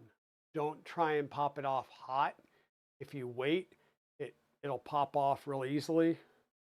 And you don't want to stand the chance of damaging your bed. So we will turn this on and then we'll try and do that print again. And Liz, you were relatively, I'm not going to say late. You came on after we started the stream. So, based on my trip and fall last weekend, uh, Nomad has, been nice enough to say Positron 1, Dragon 0. So I get that, Positron 1, Dragon 0. But we have now found the name for the positron. That name is Fractured Dragon because it fractured the dragon. So yeah, we now have Fractured Dragon here. I will be bringing Fractured Dragon with me to the KB3D open house. I also think I'm going to take it into work on Thursday when I have to go in on Thursdays. Yes, get the Nano. The Nano works well. Like I said, I've got an affiliate code. I know Nomad now has an affiliate code for Vision Miner. I believe he has an affiliate code for Prusa as well, but I didn't see it. I need to ask him about that because the link that he listed when he announced it just goes straight to the Prusa site. It doesn't have any visible thing that it's an affiliate link. Hey, Steve L3D, welcome in and thank you for the 5 gifted subs. Let's see, Two Wolf Design, Aaron Clark, Sad Iron, was it Wind Farm, and Mad Cat all got gifted subs. That's awesome. Hey, welcome on in. Welcome on in. So we just turned this back on. We turned it off because we pulled the bed to make it easier to put on some nanopolymer, trying to do it upside down. I didn't want to try and do that. And I'm not sure if this bed is hot swappable, meaning we can unplug it and plug it back in, because the bed at the back of the bed is the connector that plugs it in for thermistor and bed heater. So I wanted to make sure that I didn't cause the printer to like freak out. So we did shut it off. We did lay it down on a, because this is stone, I did lay it down on a paper towel to protect the glass and the actual heating element side of the glass, while we put on some Vision Miner nanopolymer, which was a suggestion by Nomad himself. And I am going to go ahead and start printing some more parts. So what are those parts? Well, we're printing the legs and the little top piece here for our tiny crawling pumpkins. I've got a box right over here. This is my Fetus box. If you're familiar with these boxes, then you might know what's in it. But this is a engineering box from Fetus, and it's got a bunch of pumpkins in it. And we're just putting some legs on the pumpkins so that we can give them out to kids for Halloween. Yeah, happy Saturday. Happy Saturday.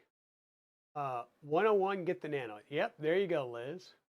So we got 5 gifted subs and 101 bits. That's cool. Hey, K2, how's it going? I know K2 loves Vision Miner nanopolymer as well.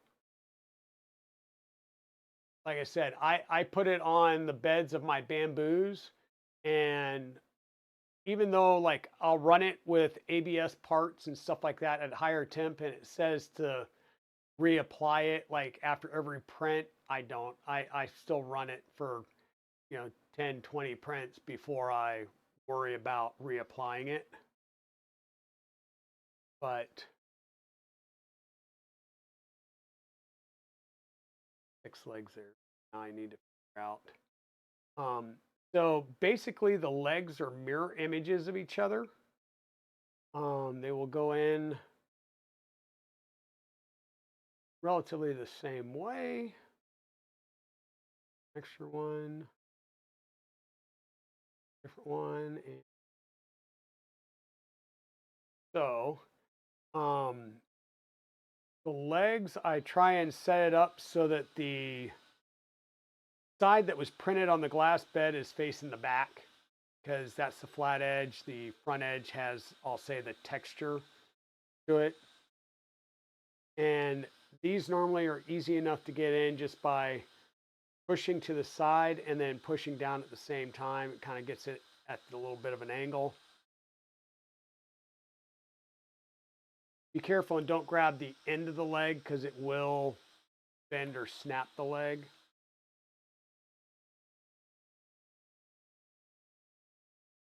And this particular one has a little bit of extra fuzz on the sides, so we'll clean that out.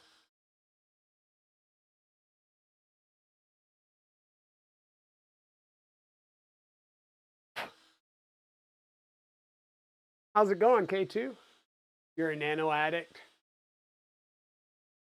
Yep. Oh, I have a discount code as well. I have a discount code and affiliate link, so.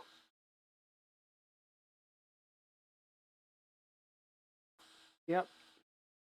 Yeah, like I said, I use it for the majority of my prints, and I print a lot slower, even though I have quote unquote fast machines. I definitely, yeah, I do it as Vision Miner, not Nano. I definitely prefer to have reliability and completed parts rather than, we'll just say, fast fail.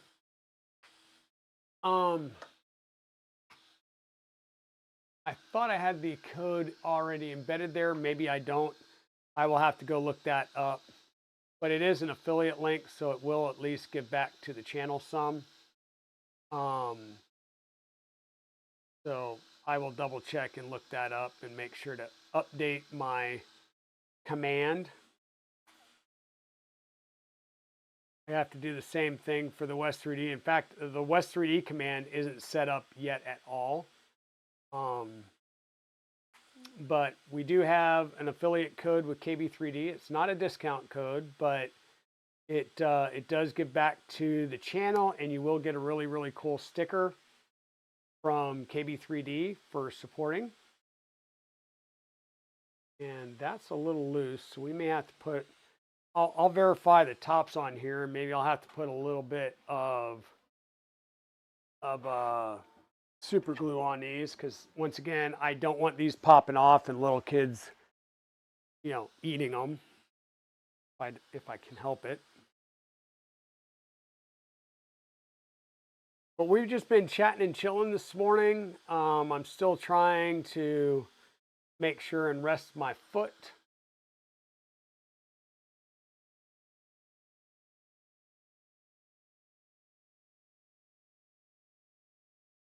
Dang it.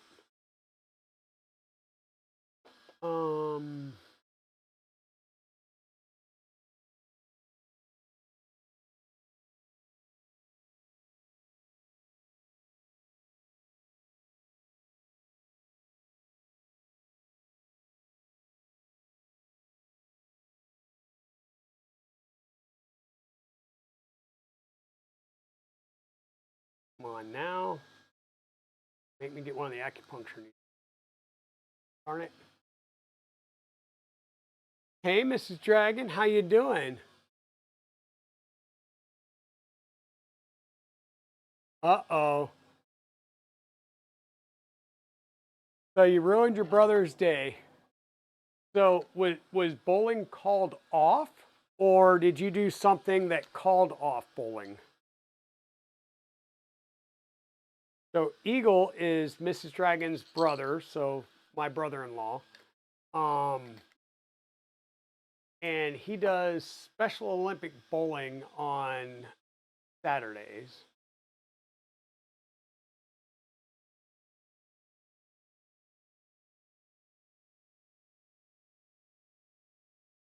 Oh, that should be open, free, and clear. And now I've got super glue all over that.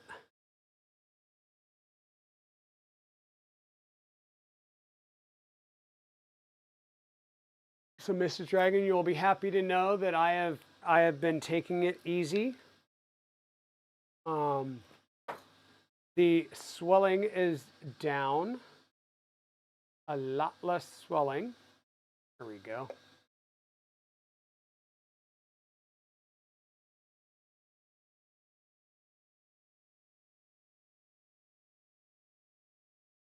That one will come out. I know that the taller gourds, aka pumpkins, are yeah, they're a hard press in there, so I know that those tops are good, but the smaller ones here possibly are a bit hit or miss, so I'm just gonna give them the shake wiggle test, and if they need to, or if I feel they'll come out like that one, then I'll just put some super glue on top, because we're gonna give these to the kids. We need to make sure and watch out that the kids are safe.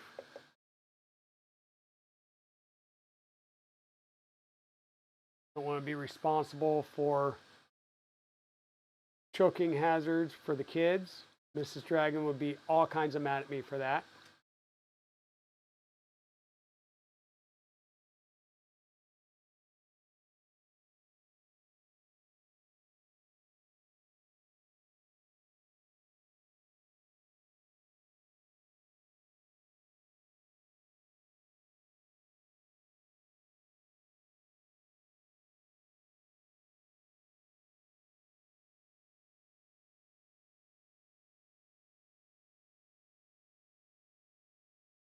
But we decided not to do any major builds today, and I'm sitting down to try and keep from running around in the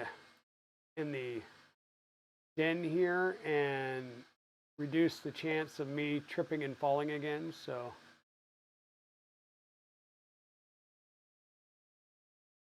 you never got clearance from PT, so you said no. Ooh. So is that just him failing to follow through and ask PT for clearance, or did he get a no from physical therapy and decided not to tell anybody?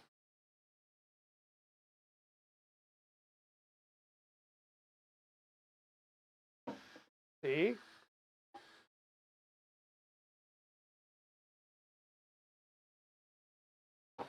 Like I said, Liz, I thought I had a code in there. I didn't, but that is definitely an affiliate link. I will double check on the emails where the code may be. And then same thing with West 3D. So West 3D, I do have an affiliate link, and I also have a code that I will try and copy paste back in there again, because I haven't set the timer up for that. So these are tiny crawling pumpkins. They're on printables. So tiny crawling pumpkins. We've got scary face, smiley face, another scary face. There is I think they called it a remix, but there is a link that somebody has made the inserts that can insert into the face, and so you can make them black. And oh yeah, you pissed him off, and I was like, well, you said I'm broken, I can't do things, so I can't do things. But here you go, Mrs. Dragon. This is what I'll say. Tell him you're going to take off and go to the mountains, and see what he says. I bet you he's down to go to the mountains.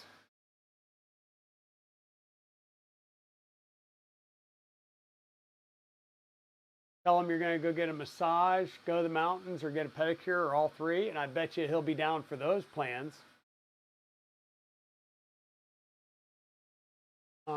So yes, the West 3D stuff.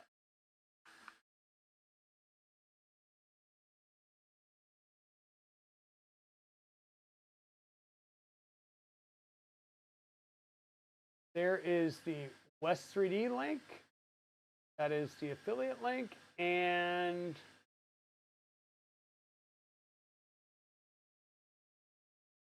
this code here will get you 5% off on your order, on your first order. My understanding in talking with Dan, if I understood him right, it's 5% for your first order, but that still works for that first day. So like if you order something this morning and then you go, oh, I should have gotten this as well later on in the day, you can use that as well. And it should work for that second purchase made in the same calendar day. So, you know, and the affiliate code will, like I said, cost you nothing extra to use, but it does give back and support the channel. And I really appreciate that. And I was going to post the link for these as well. So copy that, paste that. And these are the models that we're doing. And like I said, I believe it's under the remixes or related. You can also print the little black parts to put in for the eyes and the mouth so that they'll be a little bit more prominent and stand out. And depending on your printer tolerances, they may be like a good press fit, or you may have to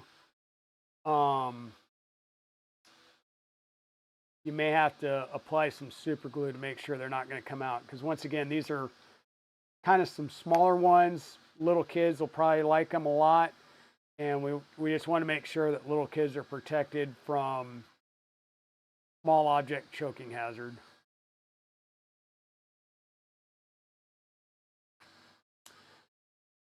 But I do have the third box turtle up behind me. It is over on Iron Dragon right now. It's been there since last week when I tripped and fell after trying to load filament in it. So the red and orange one is sitting down here. It's working perfectly fine. I just took it off to put the green and blue one up here to test it and get it working fine, and then we'll scoot that one over onto a different printer. And then the LDO 2.4 Rev C kit down here, known as Kyber Dragon. It's got a purple frame and orange and black parts. We are printing a black box for that will have a black frame from Masumi with black lane parts, and the rest of the parts will be orange and purple, so it'll match the color scheme here. It's going to get configured on that. We'll print the parts to convert this over to a Filomatrix. And then this printer, along with the box turtle, is going to go to a local company by the name of Evocate 3D. They are a brick and mortar store here that is they sell Crealities. They just became a Bamboo Labs brick and mortar store. And they were very, very interested in the box turtles. I had multiple conversations with Waters, which is one of the employees, and Beverly, who's one of the owners. And they are very much looking for a LDO kit. They've been trying to work with different people to get hold of an LDO kit that they can have on display at the store. And I told them I'd be willing to have this on display over at the store, and provided Armored Turtle allowed, which he did, I will have a box turtle up there. So that one's actually going to be running an AFC light and stuff like that. So we will be getting that set up, and it will be on display over at their store. And there may even be an option of renting some space in the back for a print farm down the road. So yeah, some exciting things going on. We're trying to look at some opportunities and branch out. KB3D has commissioned us, and by us I mean me and Evil Diesel, to build them a Death Racer and a dragster. And Evil Diesel is conspiring with Chris too to customize said Death Racer a bit. So if you have seen our Death Racer, it has been heavily customized from a cosmetic standpoint. And we're looking at doing even more changes to it to go along with the Digital Dragon theme. So yeah. And we are working on a project, and hence why I said we may be doing a Rat Rig 500. This is a 300. We've got an IDEX kit on the way for this as well. Hasn't been shipped yet, but we will be converting this one to an IDEX. I am looking at getting either a 500 size Rat Rig or potentially I'll say a base model that we can then upgrade as needed, but a stable bot. I may be talking to Luke Labs, because the thing is, we'll need a bigger size build plate. The bot, so for those of you that have seen some of the Twitter feeds or were at 3D Printopia, you are aware that we now have Death Racers. We have trailers in the form of the Amish style trailers for the Death Racers. We've got the Top Fuel dragsters, right? And they now have trikes. They have little, all 3D printed trikes that you can now build, and they have like the little biker gang that they rode around 3D Printopia. Okay. In seeing that, and in talking to a couple of them, I want to actually build a rideable Death Racer. And a couple of them are on board. We are trying to skunkworks a rideable Death Racer, which means I'm going to need to be able to print some larger size parts. So hence probably getting a Rat Rig 500 or something that's a 5 to 600 size, because I don't want to print like multi-part wheels and try and have to gloop them together or something, because that's a failure point. I'd much rather have a full wheel hub than a multi-part that is a failure point.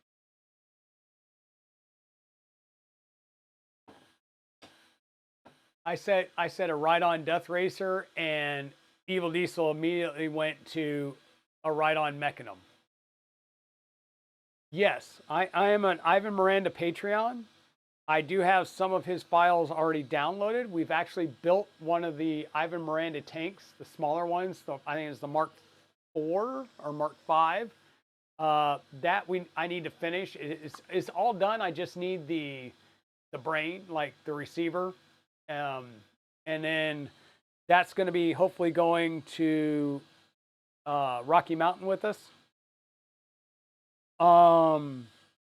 But yeah, we want to build a ride-on Death Racer. So right now we're still kind of looking like, is it going to be an all 3D printed, or do we want to do like an extrusion lower frame with just some body panels, or do we want 3D printed with some extrusions going through it? Because some of the Death Racers now are using either 3mm, 6mm, or 8mm rods just for reinforcement, because they are printed in halves, so just to reinforce it.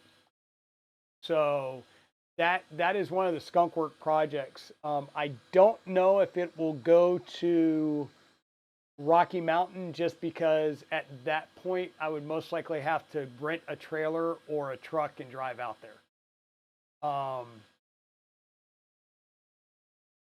oh yeah, oh yeah. Ivan's was very well built. That is very true. I will agree with you there. So that's something I'm looking for or looking at. Um, and yeah, that's something we're looking at. We want to try and do that. The biggest thing is trying to figure out, okay, what, let's figure out like size and proportion wise, and then figure out what the motors need to be like.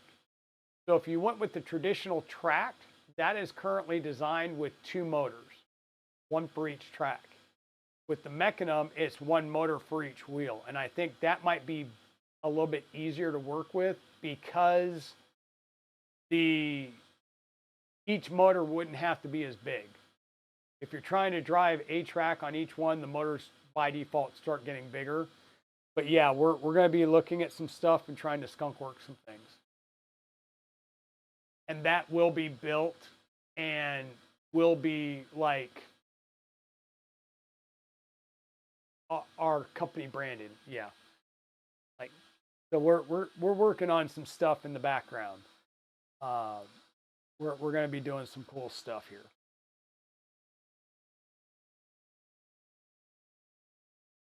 Yeah, at the very least, I at least want some type of prototype of, the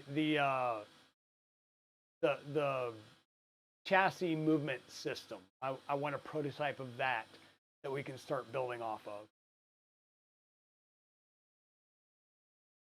I would not do a working uh, pugil or the spinning weapon. I will not do one of those.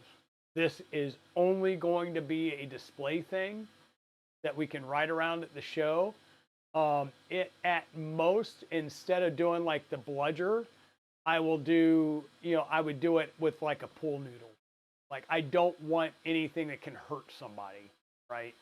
This is just look at the cool crap that we can do.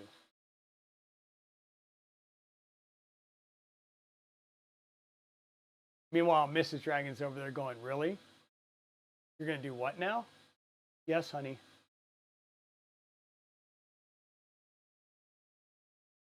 And that one we're gonna have to try and find some sponsors to help out as well. And I think we have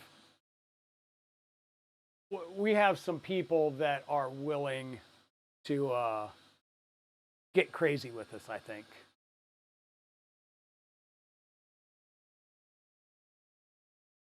Yeah, I can see shenanigans right now already going. Can we put a 3D printed rocket engine on it, and how fast can we make it? Like, I can see it. Not a rocket engine, but he's been doing a lot of like 3D printed engine designs, like jet type engines, turbines, and I can just see him going like, yes. How can we do this? How can we do it safely? Probably one lick for a like a drag race style, but keeping it all as 3D printed as possible. And that's where I said, like, I'm not sure if I want to do like an extrusion subframe just from a safety perspective, right? Um, or it'll have some type of reinforcement in the subframe, because you're not going to be able to print like a single piece subframe for a ride on. So even looking, I've been watching, is it Matt or Mark Denton? Um, Manus Hacks. Um, he's done the like XXL Lego Technic go kart. Ivan Miranda built one with Miranda blocks, same type of thing. So there are larger scale rideable um, chassis and designs out there that we can work on. I would really like to keep it in that RC mechanism, because then we have the potential of actually still controlling it like a death racer. But I do like having, as the rider, I would sit down on the handlebars and still be able to use that same control mechanism. So, that's the other piece that I want to try and work out is, can we basically use the handlebars as a control mechanism for the remote and have the same type of control? I think that would be kind of cool. So I'm hearing the tings. Let's see if this will pop off. That's a still no.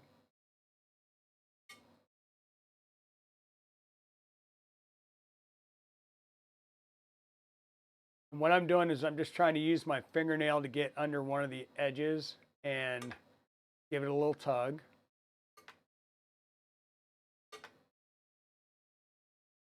Whoop, lost the head of that one. And then drop the leg as well. Okay, so we got those, and we'll grab that. And we'll say restart. But yeah.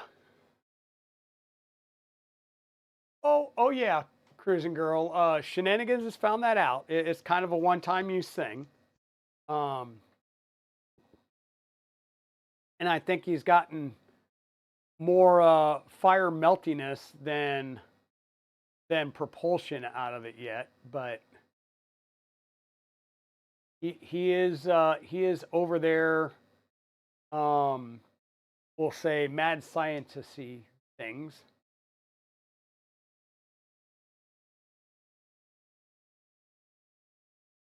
So yeah, but seeing Ivan Miranda's tank and how it is pretty much built all PLA, and it's all PLA, and he uses, of course, like I think screws or metal rods for the pins for the linkages of the tracks and stuff. That makes sense. You're going to have screws, you're going to have other stuff like that. But I just want to make sure that it's structurally sound and that I can get it moving around reliably and safely, right? So it's more of, I want it 3D printed as much as possible, but we will need to provide reinforcements for those big joints and stuff.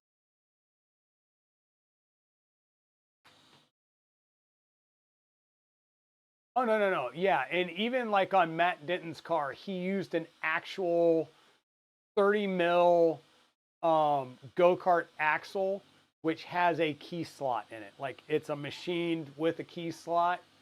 You don't want to be using like grub screws to hold on to the axle, right? So that's what we're kind of doing today on our death racers, is we're using grub screws to connect the axles. But doing something under that much power, grub screws would not be the way. The way would be to actually have a machined in key, and partly because that's what the motors take. Like, the motors themselves are going to require those key slots.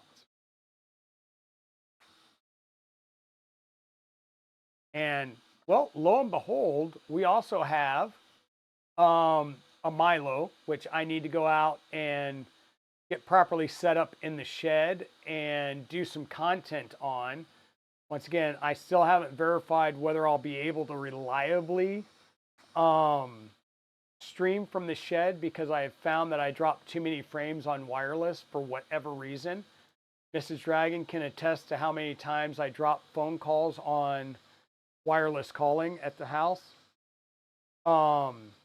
And I never ran a network cable out there because I didn't expect to have a need for it. So right now, that's where I've got my 20 amp circuits. So if I don't get 20 amp circuits inside the garage, in the near term. That content will have to be done probably just taking some cameras out and setting it up and recording video that'll then be posted up on the YouTube channel. But we still have to basically do the software config, all of the tramming, and then do some initial cuts. I do have extrusion to cut and make a casa enclosure for it, which will at least help keep the chips from going anywhere and everywhere. So I've got to do some other stuff like that to make it a little safer to run in there, and then start doing some cuts. But that will be another tool in the tool chest to build any custom parts that we need for this ride-on Death Racer, right?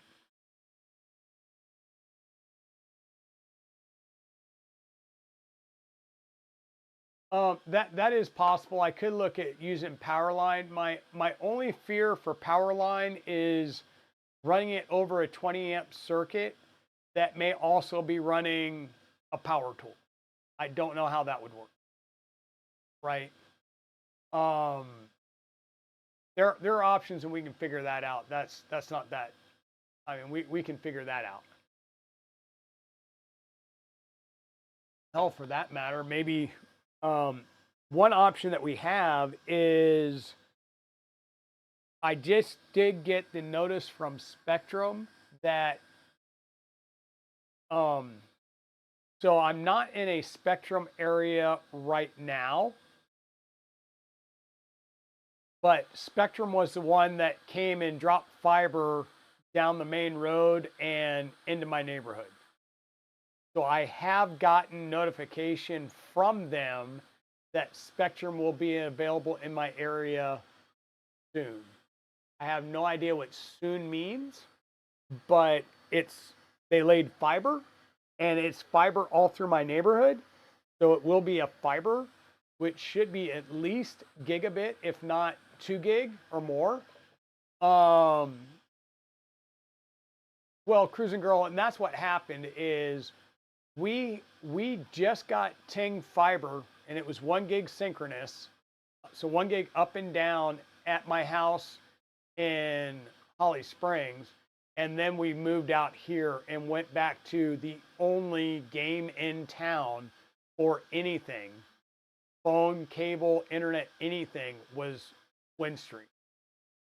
And phone and, like, let me rephrase that. We don't have a cable option. I have internet and phone through Windstream, and I have disconnected the phone because the only one that calls me on it is telemarketers.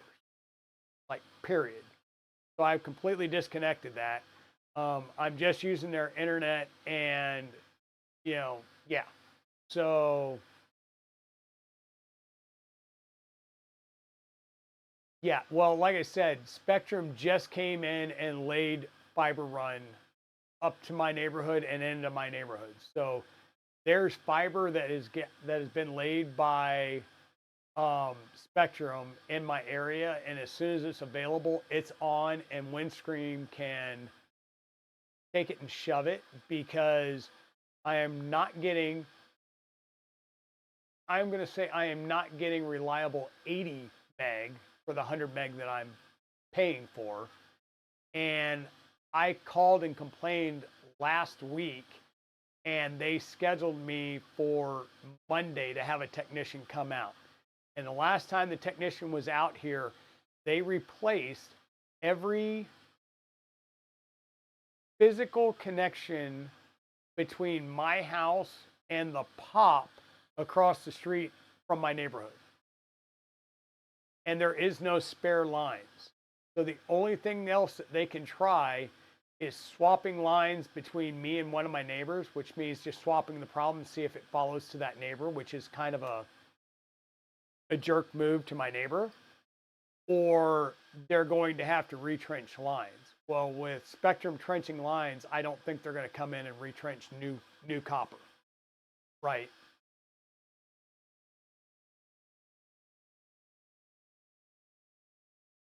Well, and quite honestly, I wouldn't be getting I wouldn't pay for an IP, and if I do, it would be one IP, and then I would NAT everything internal. I, at my age, I'm I've been in the technology realm for a while, and Mrs. Dragon will attest, at the last house that we had in Colorado, I had a mini server rack and multiple servers, and I'm talking rack mounted 2 and 4 use servers. And yeah, I'm not doing that anymore. Um, I do have a lot of tech. Don't get me wrong, but I'm not trying to run like uh, a full network stack at the house type of thing.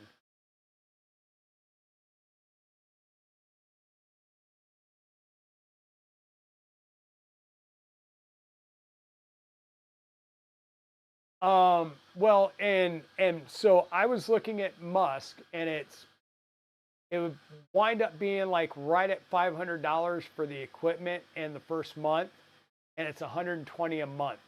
Well, right now I'm paying 120 a month for 100 meg dial-up. So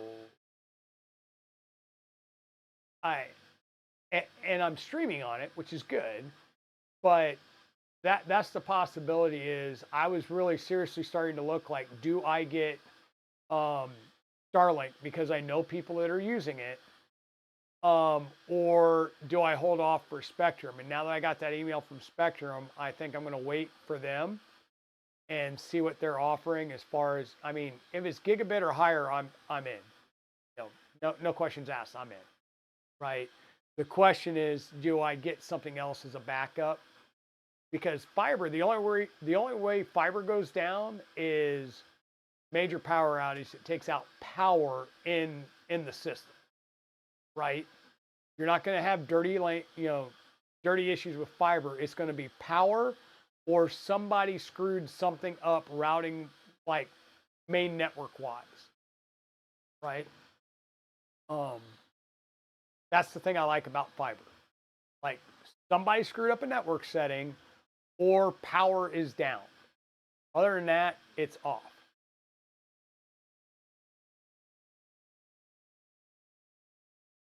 Well, and I know Lee Marie, they should be streaming. I think they started at noon, so they should be streaming now over on YouTube.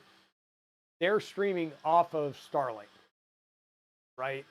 I know Loyal Moses streams off Starlink, but I could also expect to see Loyal Moses paying for the business grade, not residential grade Starlink.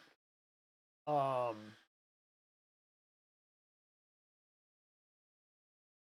yeah, well, I was getting gig synchronous from Tang for $99 a month, and I'm fine with that. I don't, and it all depends. Like fiber, I'll say fiber is fiber, right? They're going to put fiber in, and that fiber is going to most likely support 10 gig, right? The question is what equipment are they going to put in line with that fiber, and what is the transceivers capable of, right?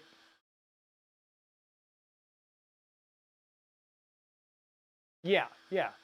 And that's why I'm saying I'm pretty sure Loyal Moses is over on the business plans now. I haven't watched one of his streams in quite a while, but um, the like I used to stream. All of my house was all wireless, because I had one wire drop in here, and this last summer I actually ran 100+ foot cable directly from my stream box down the stairs, across the hall, and into the master bedroom, and plugged it into the router. And I didn't drop a frame for like 3 weeks. And so I was like, that's the issue. And got up in the attic and drilled holes, foamed around them to seal them up, that whole thing, and ran 2 network drops over to the corner over here, in the office. One comes around and goes to the desk, and I have a gigabit switch there that's feeding, my streaming box and my work stuff. I just picked up a 16 port switch that I'm going to mount under the bench, and I'm going to move all the printers behind me except for the bamboos, which can't, over to physical uh, network connections and turn off their wireless. That way, because right now I've got well over 40 devices between IoT and printers that are around the house that I don't have a network jack for on the, between IoT, things like TVs that are streaming over the wireless, uh, cell phones, tablets, that type of stuff that are on the wireless band. So what I'm trying to do is just get as much as I can off the wireless so that it's not impacting the wireless, because I try and do wireless calling because my cell service sucks out here as well. And I can see two towers, which means I'm probably fighting and constantly shifting between the two towers.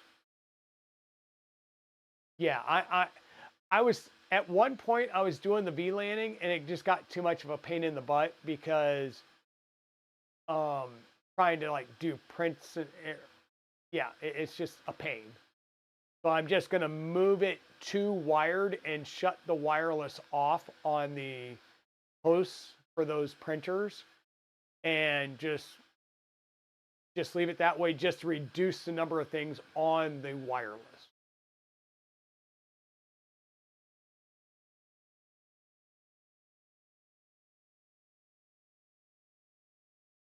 Yeah, and that's the thing, is all of my IoT stuff is on my wireless point. I don't have a dedicated one for those. And that may prove to be good too if I physically move those over to like a separate Wi-Fi. But then you got to be careful of the Wi-Fi contention, and I used to have stuff to go through and look at that. I could probably hit up Evil Diesel, but I don't know who's using what in the area.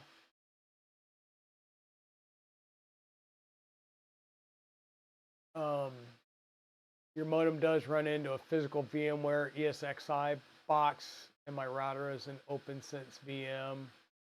Yeah, so I do have a Pi-hole running. It's actually funny enough. It's Pi-hole running on a Libra Elect computer, or a Libra Elect Alta with an eMMC 32 gig uh, on it.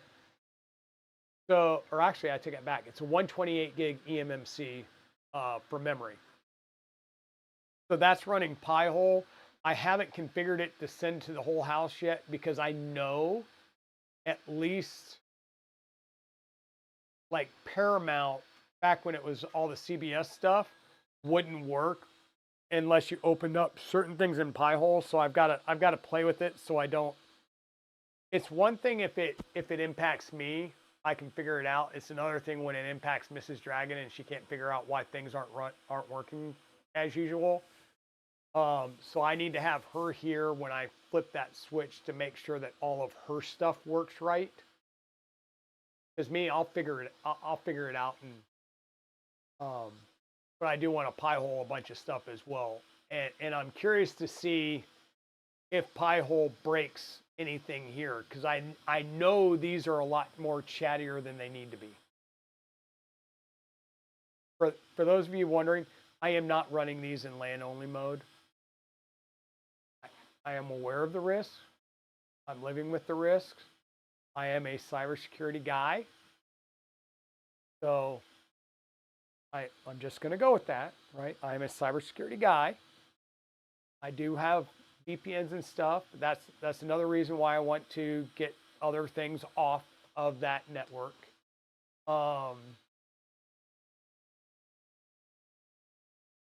Yeah. Yep. Yep. You're running 4 Netgear wireless Nighthawk routers. Yeah, and quite honestly, I was running a So you may see a Netgear router at my when I go to shows, because I will set one up, and for the most part, I'm plugging everything into the back of it that I can, and then trying to run the things that I can't on the wireless. And even at 3D Printopia, I could see and I could see the IP of the Rooks over at KB3D's cable from me on the network. I couldn't get Mainsail to come up. I had to physically pick it up and set it on the table, and then I could get Mainsail to come up over the wireless. And it's just that there's too much wireless. There's too many wireless devices at the show. So while I can see it, there's contention, and I'm being bandwidth constrained because of signals overlapping. Right? That's the issue. Is it's not that there's not wireless available, it's that there's too much wireless noise in the air at that point. And it's causing issues. There's too much interference.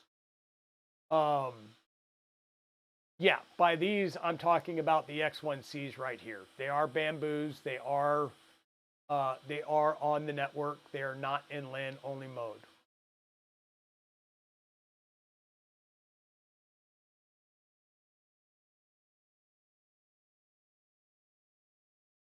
I will put it at that. And once again, I will say I'm aware of the risk, and I am a cybersecurity guy by trade. So there may be reasons why I'm doing that.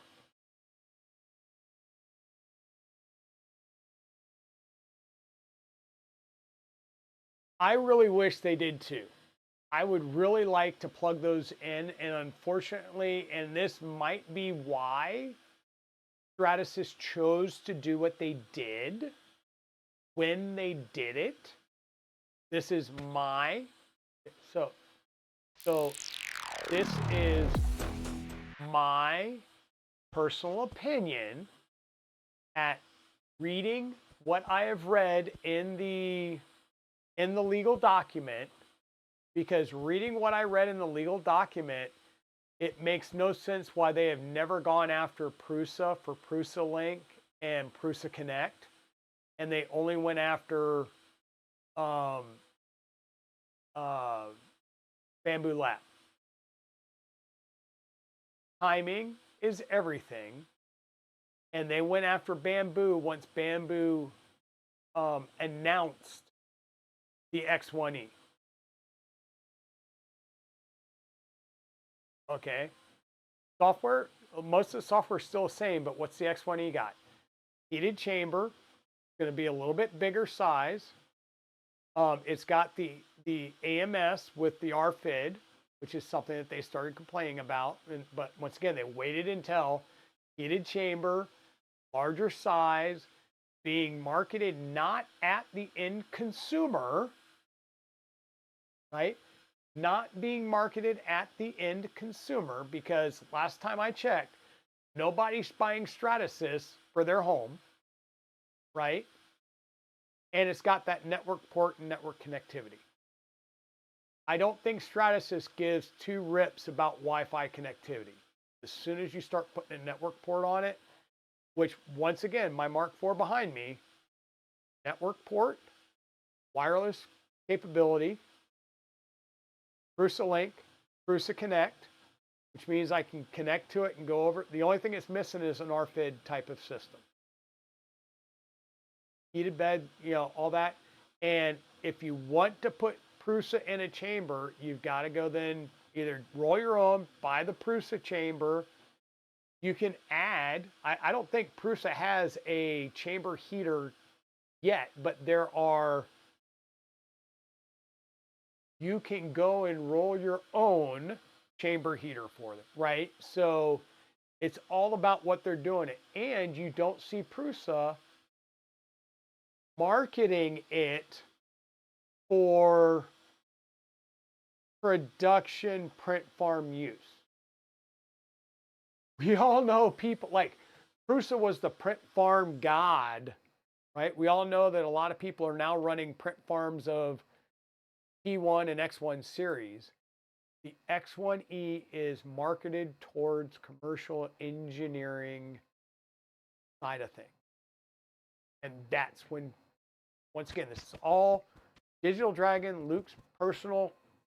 As soon as Bamboo went to play in that space, that's when Stratasys went patent litigation.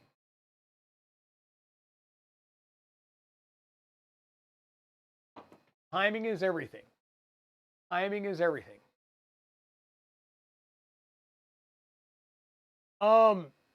I think it can take another thermistor input. I don't know if there's direct chamber heater control. Because once again, the Prusa doesn't ship with the chamber. Prusa is an open air bed slinger. The XL is an open air bed slinger. You can get an enclosure for the Prusa XL. You can get an enclosure for the Prusa Mark IV, but it's not a built-in standard. And there are, so my understanding right now is the from the factory chamber temperature control is more of exhaust fan filtering. It's not a heated chamber, it's exhaust fan filtering that can keep the chamber from getting up too high. But I don't think they have a dedicated heater module that they're selling. And once again, even if they do, it's not a all-in-one, here it is package. It's you buy the base printer and then here's all the add-ons you can put in place. So it's how you are collecting things to build it.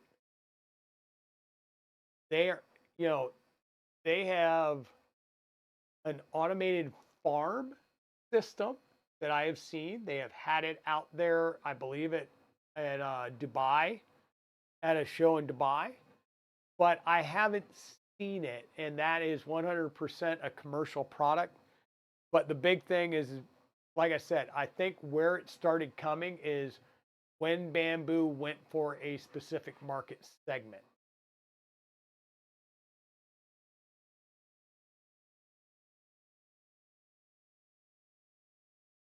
Yes, yes.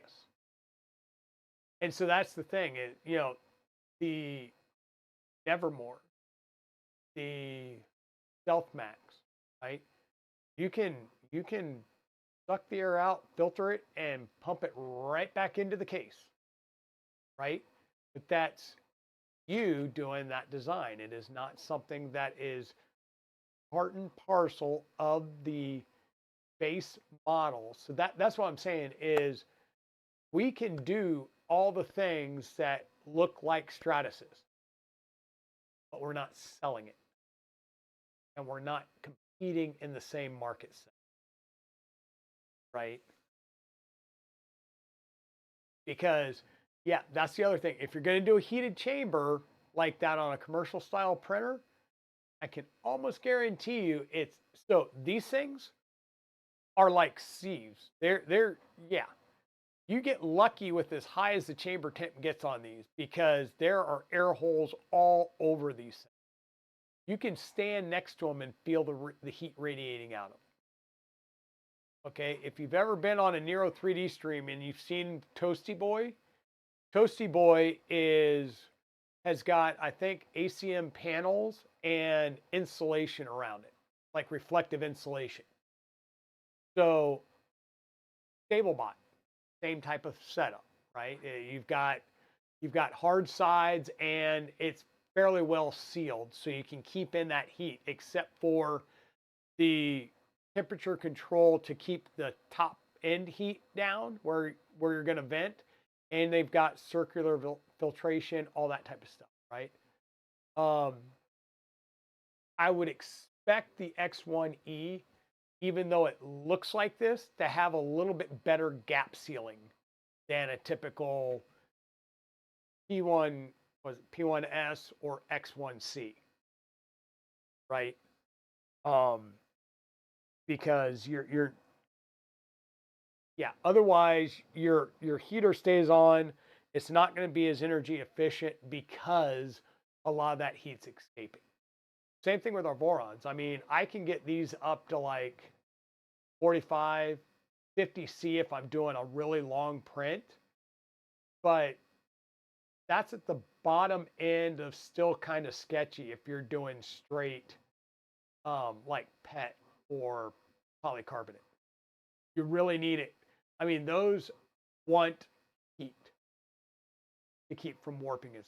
And at that point, you really need to start sealing gaps and making sure that you're retaining the heat and making sure that your printed parts.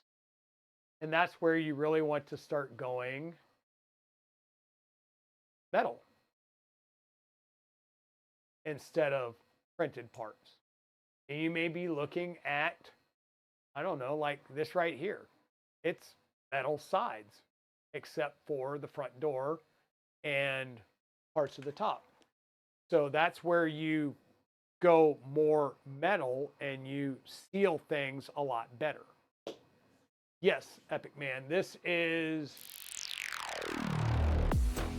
so I've got two different mounts. I'm going to reach across the camera real fast. This is the Calamity mount, right? Carriage goes back here, so this mounts on the carriage, and this is X and Y, or excuse me, X, side to side. Okay, this is, you know, milled aluminum, either laser cut, water jet, or CNC'd, right? But this is milled aluminum that is then bolted together. This is Calamity. Get this from Luke's lab. This is Calamity. I believe it works. Yeah, it works on both 6 and 9mm belt paths. Will work on Voron and should work on anything where the belts are not coming in front and back of the. So anything, I'll say like a Voron belted path where both belts are in the front, right? This is Takeoff. Takeoff is laser centered. If I can get the camera to focus on it, you will see that there is some type of texturing on there. It's not a flat milled surface like you got with Calamity, right? This is a flat milled surface. This is got a little bit of a texture to it. This mounts on this side, right?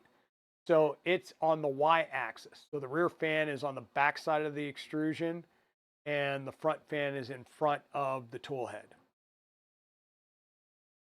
It sort of looks sandcast. This is 3D metal printed. This is 3D metal printed. This is not sandcast. The fans, you can get this printed. I got the metal. This is extremely, extremely light. Fan will go here under some 3628 fans. And it does have provisions for beacon probe, as well as the cable strain relief for your USB cable for your beacon probe. And then I've also got the mount that goes on top, and I believe this is set up to accept a Sherpa Mini, like an all-metal Sherpa Mini, like the Ficetech all-metal Sherpa Mini, or like an LGX Pro, I believe can mount on here as well from the looks of it. And I believe even the FXD, and I have an FXD. So my thought process is possibly mounting this on the Ender 5 Plus that has been converted to a 0G Mercury 1 downstairs. It's open air. It's what I use to print my full-size helmets on and other things, of course, because it's a 370 by 370 by 420 build area. And I can see putting a tube on that would be very advantageous to have. I do have a tube. I got that at Rocky Mountain this year. I just hadn't decided, you know, do I do Calamity? My initial thought was do Calamity and put it on one of my Vorons. Problem is right now I'm putting box turtles on all my Vorons, which work a lot better. Thunder Keys is here, he'll tell you, with like a Filomatrix cutter rather than a tip forming. Now I can probably get rid of this plate here and work up a cutter between either a Sherpa or orbiter and do it that way. So there are options there, but I do have both a calamity mount and a takeoff mount. This is made to be laser centered. The takeoff files are designed for laser centering. I will probably get the rest of the parts I need to get this going and do this on the 0G with the tube. And then I will use Calamity with something else. I've also got, this is the other thing where I was saying I probably need a bigger printer. And oh, by the way, the 500 size, if I get a 500 size rat rig, Luke's Lab has a rat rig tube metal mount. So this is a 300. This is going to get an IDEX setup. It's already on order. I ordered it while I was out at 3D Printopia. For a upcoming project, I may need something bigger. And if I do, it's either going to be a 500 rat rig or a StableBot. And I think it's probably going to be a 500 rat rig just because StableBot's going to be a little bit more. And it might be a harder sell for Mrs. Dragon. They're all going to be a harder sell for Mrs. Dragon. But if I do the 500 rat rig, it will not be an IDEX, or at least I'm not planning on making it an IDEX, but it will get a tube. I will put a tube on.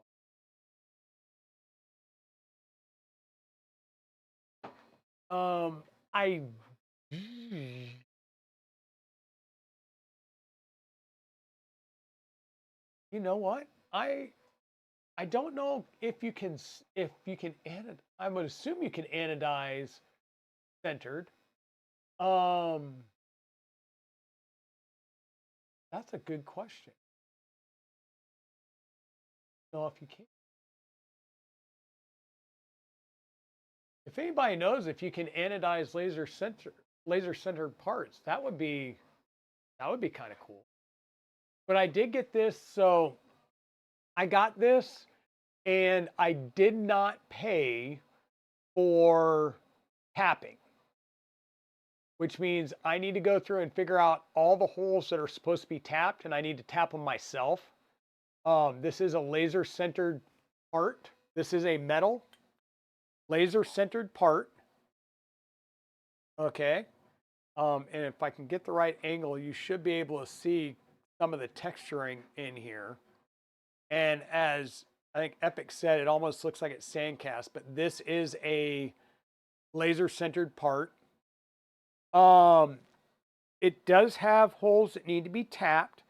I did not pay for Luke's Lab to tap them, because what happens is he gets these parts made and he either has, like, I'm not sure where he's having them made, right? But these parts get made and then somebody's got to go through and tap them. I've got the equipment to do that. I'm just gonna tap them. It's not that hard to do, and it's just, I just need to figure out which pieces need to be tapped. And I may, like for these parts here, which are supposed to be flat, I'm probably going to just put some sandpaper down on here and just sand it to try and make sure I get it nice and flat. Especially on the mounting surfaces, I'll get a block and just make sure it's nice and flat, because I do see some little nubs. But we've got the, normally, like, I've got one of these, so this, I was going to say it was PCCF, but this is not. This is Galaxy ABS. This is a fan duct for a tube that would go with Calamity, right? And it does allow for a beacon probe. And then I did go ahead and get the laser centered metal ones. And this is so freaking light. Like, I really need to throw this on a scale just to show this off and how light it is. But this will get some more of the delta fans. So, you know, fan, fan, tube in the middle, beacon probe at the bottom. But yeah, you get, these things are flipping insane. These are they 3628s, 12 volt? These are server fans. These things make like the same thing as the rat rig. The rat rig's running 3628, I believe. These things are stupid crazy loud, but they push some air, right? Yes, you can anodize laser centered aluminum parts. Aluminum alloys in the 1000, 2000, 5000, 6000, 7000 series are generally suitable for non-decorative anodizing. However, anodizing 3D printed aluminum can be limited if the alloy has a high percentage of silicon. For example, die-cast aluminum is not ideal for anodizing because of its high silicon content. Thank you, Air Bushmaster. Thank you for that. I just didn't know. Like, I don't know. And quite honestly, I don't know what the powder makeup of this. Because laser centering, it's a layered powder. It lasers the area. It runs a new tiny layer of power, and then it layers or it centers again. That's how it builds up the layer. Um, so yeah, it's basically a big vat of powder.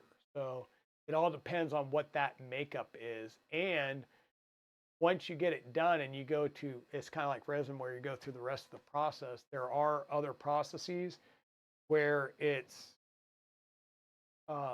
there is some shrinkage that has to be accounted for and stuff as well. So that whole metal printing side of things is just really cool and amazing, and I want to dig in deep and learn more about it. But yeah,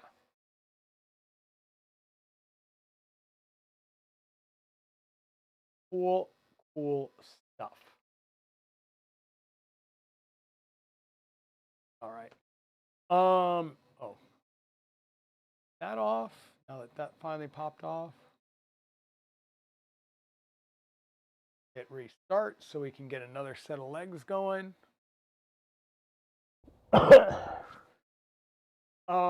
Now wondering what non-decorative means.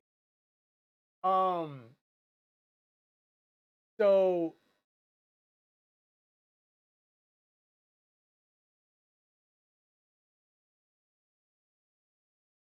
I believe decorative, your decorative anodizing is an extremely thin layer, and that's where you can get some, um,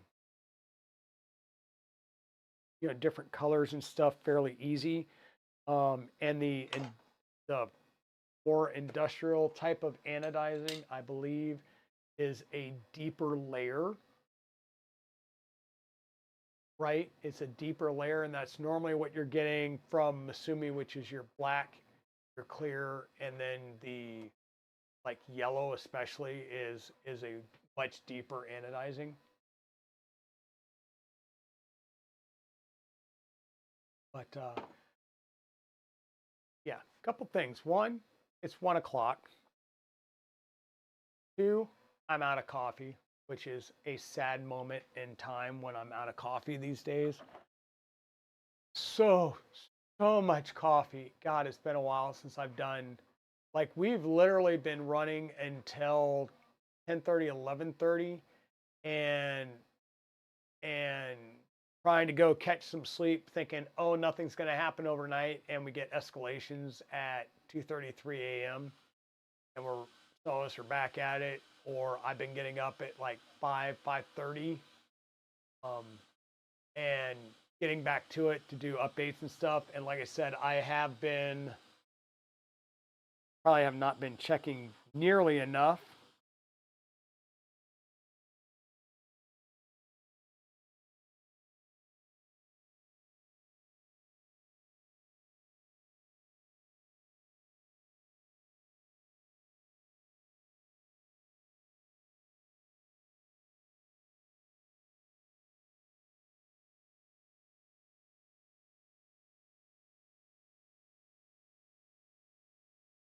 1 second.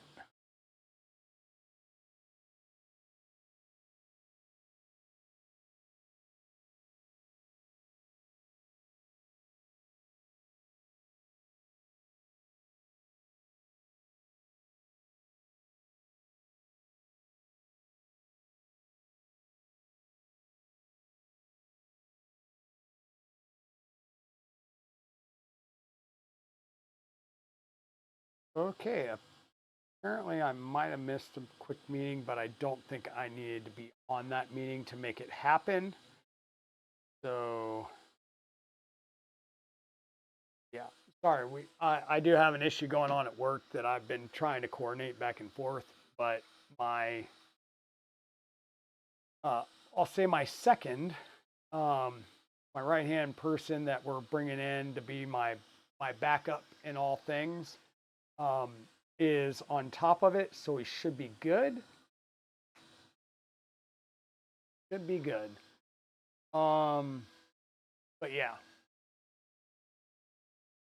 Um,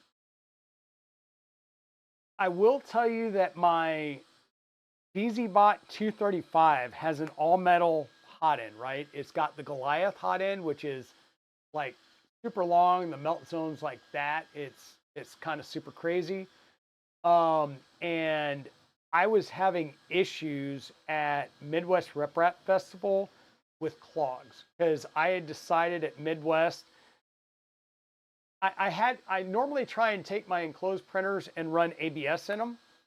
I also tend to try and have ABS available for assisting people with repairs on their death racers or whatnot. Um, and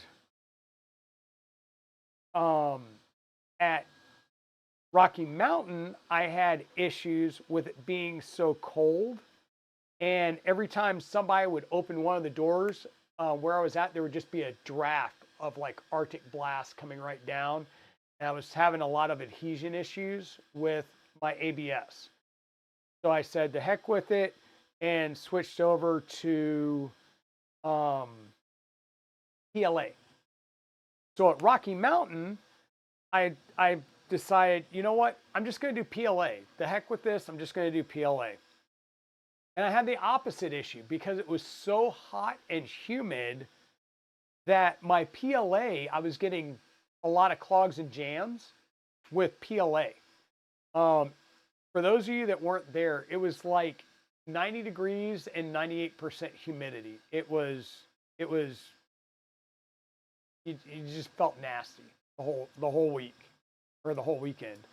You just, ugh, right? Um, but I was having issues with PLA there, and my BZ bot, once again, it's an all metal hot end with an metal mount with a all metal Sherpa, or I'm sorry, not a Sherpa, but an all metal extruder. So it just heat creeped like in the blink of an eye. I couldn't get even a basic print done of like a dolphin. So it was painful, and I finally on day 2 I just stopped. I was like, I can't print it all with that one. It was just here. I can run it with no filament, so you can see the motion system working, but like so it's more of PLA at Rocky Mountain or um, Midwest. We could probably do ABS, but I would want to do ABS out of like poly dryer boxes that I've dried, ahead of time with filament that I've dried ahead of time because it's so humid, right? It's so hot and so humid. And then at Bel Air, we're inside, and it's you could probably go either way. It was just easier to run PLA for that one with what we were running, right? Um, so that's kind of I think the better setup for things. Um, yeah, that's kind of I'll say that'll be our modus operandi going forward. But the other thing with Midwest is you have to realize it's at the fairgrounds and there's no AC. They leave the roll up doors open and they've got big fans in the ceiling, but that's it. So,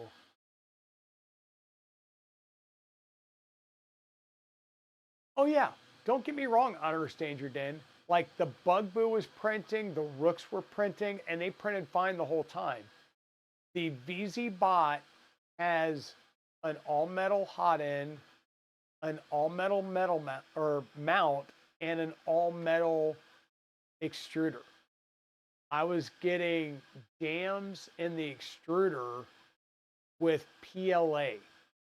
It was just heat creep city. I just couldn't keep it from jamming and clogging. A lot of my older stuff, or a lot of the stuff that print slower and things like that had Revos, printed perfectly fine. The black box was printing well, but we started having some issues the second day, once again with PLA, right? And the only thing it was just heat related, right? I've had it back here and I've printed stuff and been perfectly fine. And the only reason this wasn't printing at 3D Printopia, right, was I didn't have it loaded on Friday. I thought, oh, I'll have time Saturday morning. I can get it loaded and get print started on it. No. If this goes to shows, I have to have it ready to print, ready to like come in Saturday morning and push print, because I tried all day Saturday to get this set up for printing, and for the first half, I couldn't get close to it. It was almost like Evil Diesel was sitting next to this printer and was talking about this the whole time. I was sitting next to on the other side of the table with Iron Dragon and the Box Turtle, and we were just sitting here talking about the differences between Box Turtle, AMS, MMUs, which are like, you have to use same temperature range filaments because you're a multi filament going into a single head. Sorry, so you don't want to mix dissimilar temperature ranges going into the same hot end. You will get fouling, you will get contamination between the materials. Even if you're purging, you're going to get clogs, guaranteed, right? And then with a black box, you can design and print differing materials. So that's the thing that we need to do. Is I want to be able to have something set up to it'll probably be PLA and a TPU, but it's going to be simulating like printing a hinge in ASA with a capped it, so like the mounts on either side of the hinge would be, say, ASA and a TPU hinge, or maybe be printing wheels for a dragster or a box turtle or something, where we're printing with multiple materials and I'm printing the wheels. So like the wheels today, let me grab one because I still have a full set sitting here. So TPU wheels for the box turtle. If you notice, and if I can get it to show up, there is a V-shaped bump there, right? There is a V-shaped line here, and it's made to go into a V shape on the ABS or ASA, PETG. We still say don't use PLA, but the printed wheel that gets pushed onto the 8mm by 80 millimeter rod.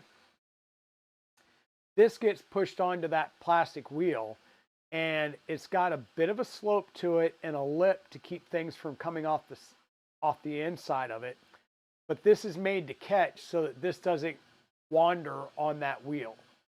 Okay? I should be able to print the wheel and the TPU as one piece on the bed using the multi-material system. So that's what I want to be printing at shows, is a true multi-material print on the black box to show off, like, this is one of the use cases where you would use this, so that you can print the tires in place on the hubs, right? Or any type of wheel or something like that. That's what I want to be able to print on black box at a show, to kind of show off that multi-material capability. Where, once again, the box turtle will most likely be printing off box turtle coins to be handing out, because they gave me a stack. Like, I think it was Armored Turtle or Thunder Keys came over and gave me like 3 stacks of maker chips, and they were gone by midday. And I was trying to churn them out as fast as I can, but I mean, it's a multicolor print. You're never going to catch up at this show. So I've already started printing some, and then they told me hold off, that those were specially coded barcodes specific to the show, so that as they were joining the Discord, they knew that they were coming from the show. So I'm just gonna get the straight link for the Discord and redo those coins so that I can start printing now, because the one that goes to Evocate, I want to have I want to have maker chips for both me and the box turtle there. And it'll probably be set up to be printing, like, you can print one or the other. So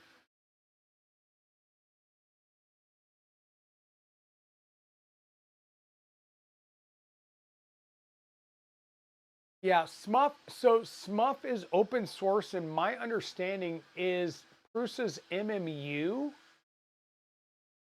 like, is their, I'll say, fork of Smuff, right? That's kind of some of the lineage for the Prusa MMUs was Smuff. But the AMS, you can run the AMS on an IDEX, but once again, as long as the IDEX is Clipper based.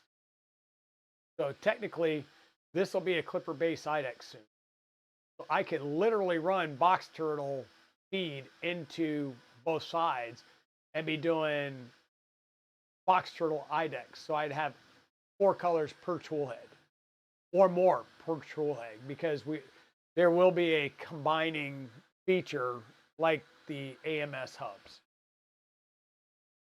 right?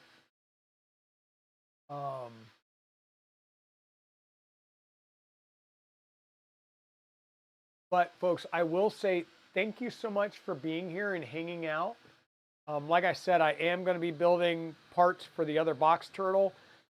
I'm going to build the box turtles now because I've got some videos out there. I'm going to build the box turtles off stream, but what I still want to do content on is around, like, wiring up a box turtle to the AFC light, because that's different than how I've done them before, which is the MMB and a MOSFETi. The AFC light is an all-in-one board, so everything can go into it. The turtleneck build or something like that. That's the content that I want to do now. And I believe Maker Milo may have done a box turtle specific YouTube video. So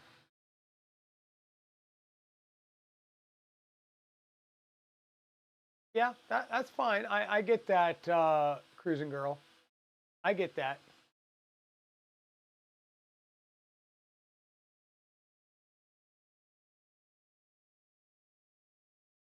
I get that. I was late to switch to Clipper because I was like, yeah, that's great, but I've got my machines dialed in on Marlin. I knew Marlin. And once I made that jump over to Clipper when I built the V0, I was like, huh. And then I converted my heavily modified Ender 3 over to Clipper. And I was like, done. Now everything in the house is pretty much Clipper based, except for my Prusa Mark IV and Prusa Mini. We're still running Marlin in the Prusa firmware. Well, the Mark IV is running the Prusa firmware. The Prusa Mini is running the Bondtech modified Prusa firmware because I'm running the Bondtech extruder with integrated filament sensor, and it's got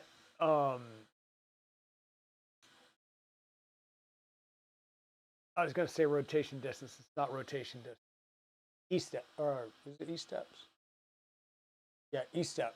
It's got different E-step values because of the different motor that it uses. So, and that's also running a Revo Micro in it. But it's basically the stock Prusa firmware that Bondtech is slightly modified for their gearing of their version of the extruder. That's it. And Black Box. Black Box is Duet 3 board and RepRap firmware. Now, I do have another board back here. I do have a. I gotta. Let me grab it. Can you tell I'm being a little careful over here?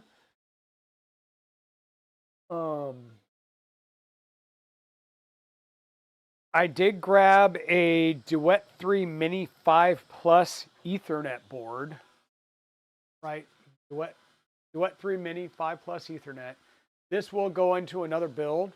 I really like the Duet stuff, and I really like the fact that the Duet stuff, one, doesn't have tiny asinine connectors on it.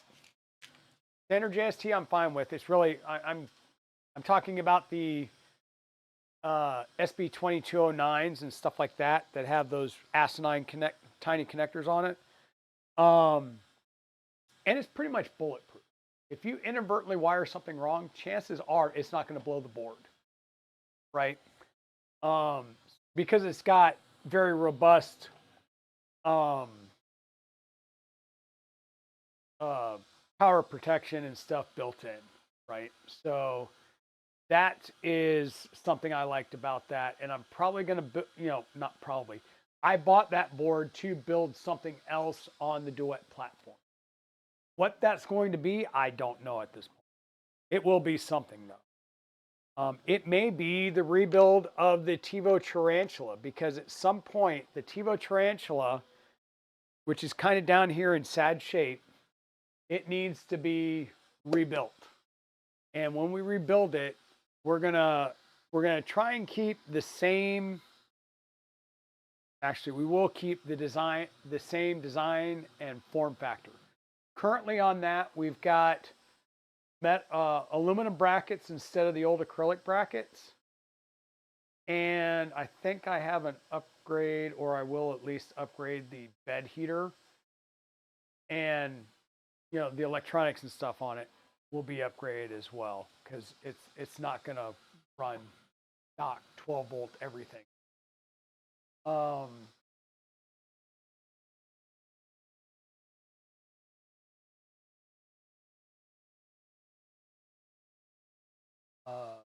I believe on your Revo, the Revo is, I'll say the standard. The Revo will be on the Revo. You're talking about the thermistor. That's the standard JST. It's was it XH? Yeah, they use.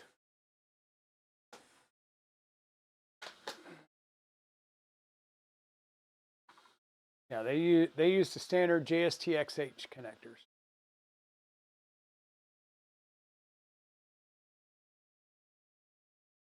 Now, the board that you're plugging it into may require something else.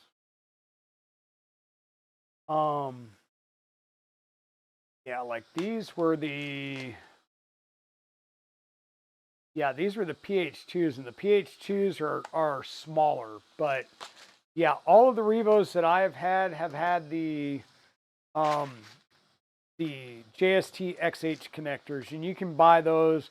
I would just buy a pack on Amazon because chances are you're going to use a lot of the 2 pins for like your fans and stuff like that, but I use 2, 3, and 4 mostly.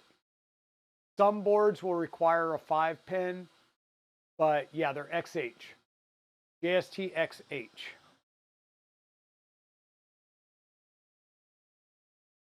Yeah. So it's JST-X8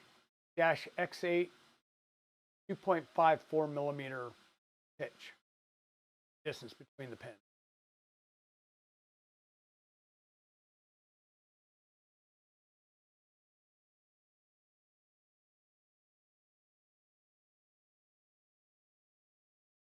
Both of them have long wires coming out of the hot ends, and then at the board they're plugging into XH.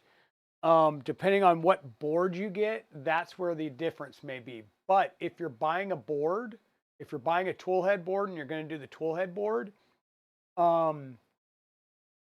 your tool head board will come with connectors because they're expecting you to probably have to cut to size and recrimp connections. Every tool head board I have bought, whether it be a Revo Roto, the SB2209s, EVB 36, 42, they all come with both the plastic connectors and the pins to crimp. So they should come with those. But folks, I'm going to call it a day. So I can go downstairs, 1, and watch the Clemson football game, which is already an hour and 20 minutes in. And then 2, I need to actually sit down in the recliner and ice my toe.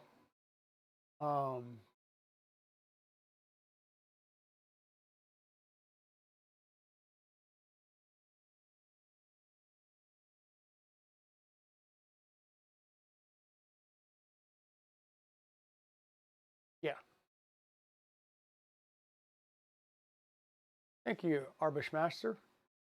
Yeah, rice. That's exactly what they said, which is what I was doing when I went, all day Saturday. That's what I was doing. Once again, Air Force, so rest, ice, compression, elevation. Yeah. It was funny when my son fell. This was in Arizona. So this was early 2000s. I think he fell out of bed and did one of these numbers. When I say fall out of bed, he fell out of the top bunk bed. He was trying to show something and leaned out too far and fell out and came down like this and did compression fracture on one of his arms. And besides the fact he was rolling around, yelling and screaming like a stuck pig, I get it. I get it. Before he went to the hospital in his pajamas with bunny slippers on, and his arm was wrapped in 3 magazines that were wrapped around his arm using shoelaces, and the sling was a towel, like a bath towel. And that's the way he went to the hospital when we were finally seen, and the doctor was like, "Oh, well, great, you did a sling." And then he took the sling off and he sees the magazines wrapped around, and he looked at me and he goes, are you Air Force? I'm like, yeah, because it was an Air Force base that was in town. And I was like, yeah. He goes, I see you've had good first aid and self buddy care and stuff. And I was like, yep. He goes, awesome. And I was like, can I have the magazines? I haven't read a couple of those yet. So while we were sitting there and they were doing the x-rays and then putting this cast on and everything, I was sitting there reading a magazine. So I had built in, reading material. But yeah, I'm going to go and head downstairs, put my foot up and and ice this stuff. So, um, yeah. Well, in my case, it was just the massive amount of swelling after I broke that toe. It's been horrid. But let me find somebody to raid into. I think Free Heathen is up on Saturdays. Let's see. We got Maker Deck, Painterly Git, there's Perillo, that Heathen fellow. Um, Stephen Poole is showing his printers. Bexy Beans is on a Be Right Back. She has been sewing up like doing the patterns, cutting out and sewing up a dress. I've been watching her like off to the side as I've been dealing with this other stuff all week. And we haven't rated into there. Let me make sure, because like I said, it looks like she might be on a Be Right Back. So as long as she, Pez, have you been lurking over there?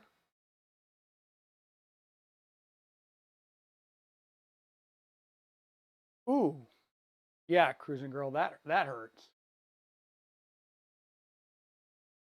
I know she's on her Be Right Back stream, but we're gonna go ahead. I got the raid set up to Bexy Beans. She is over in the UK, super sweet. And like I said, she does a lot of like Disney princess um, stuff for cons and stuff over in the UK. She's been working with Polymaker.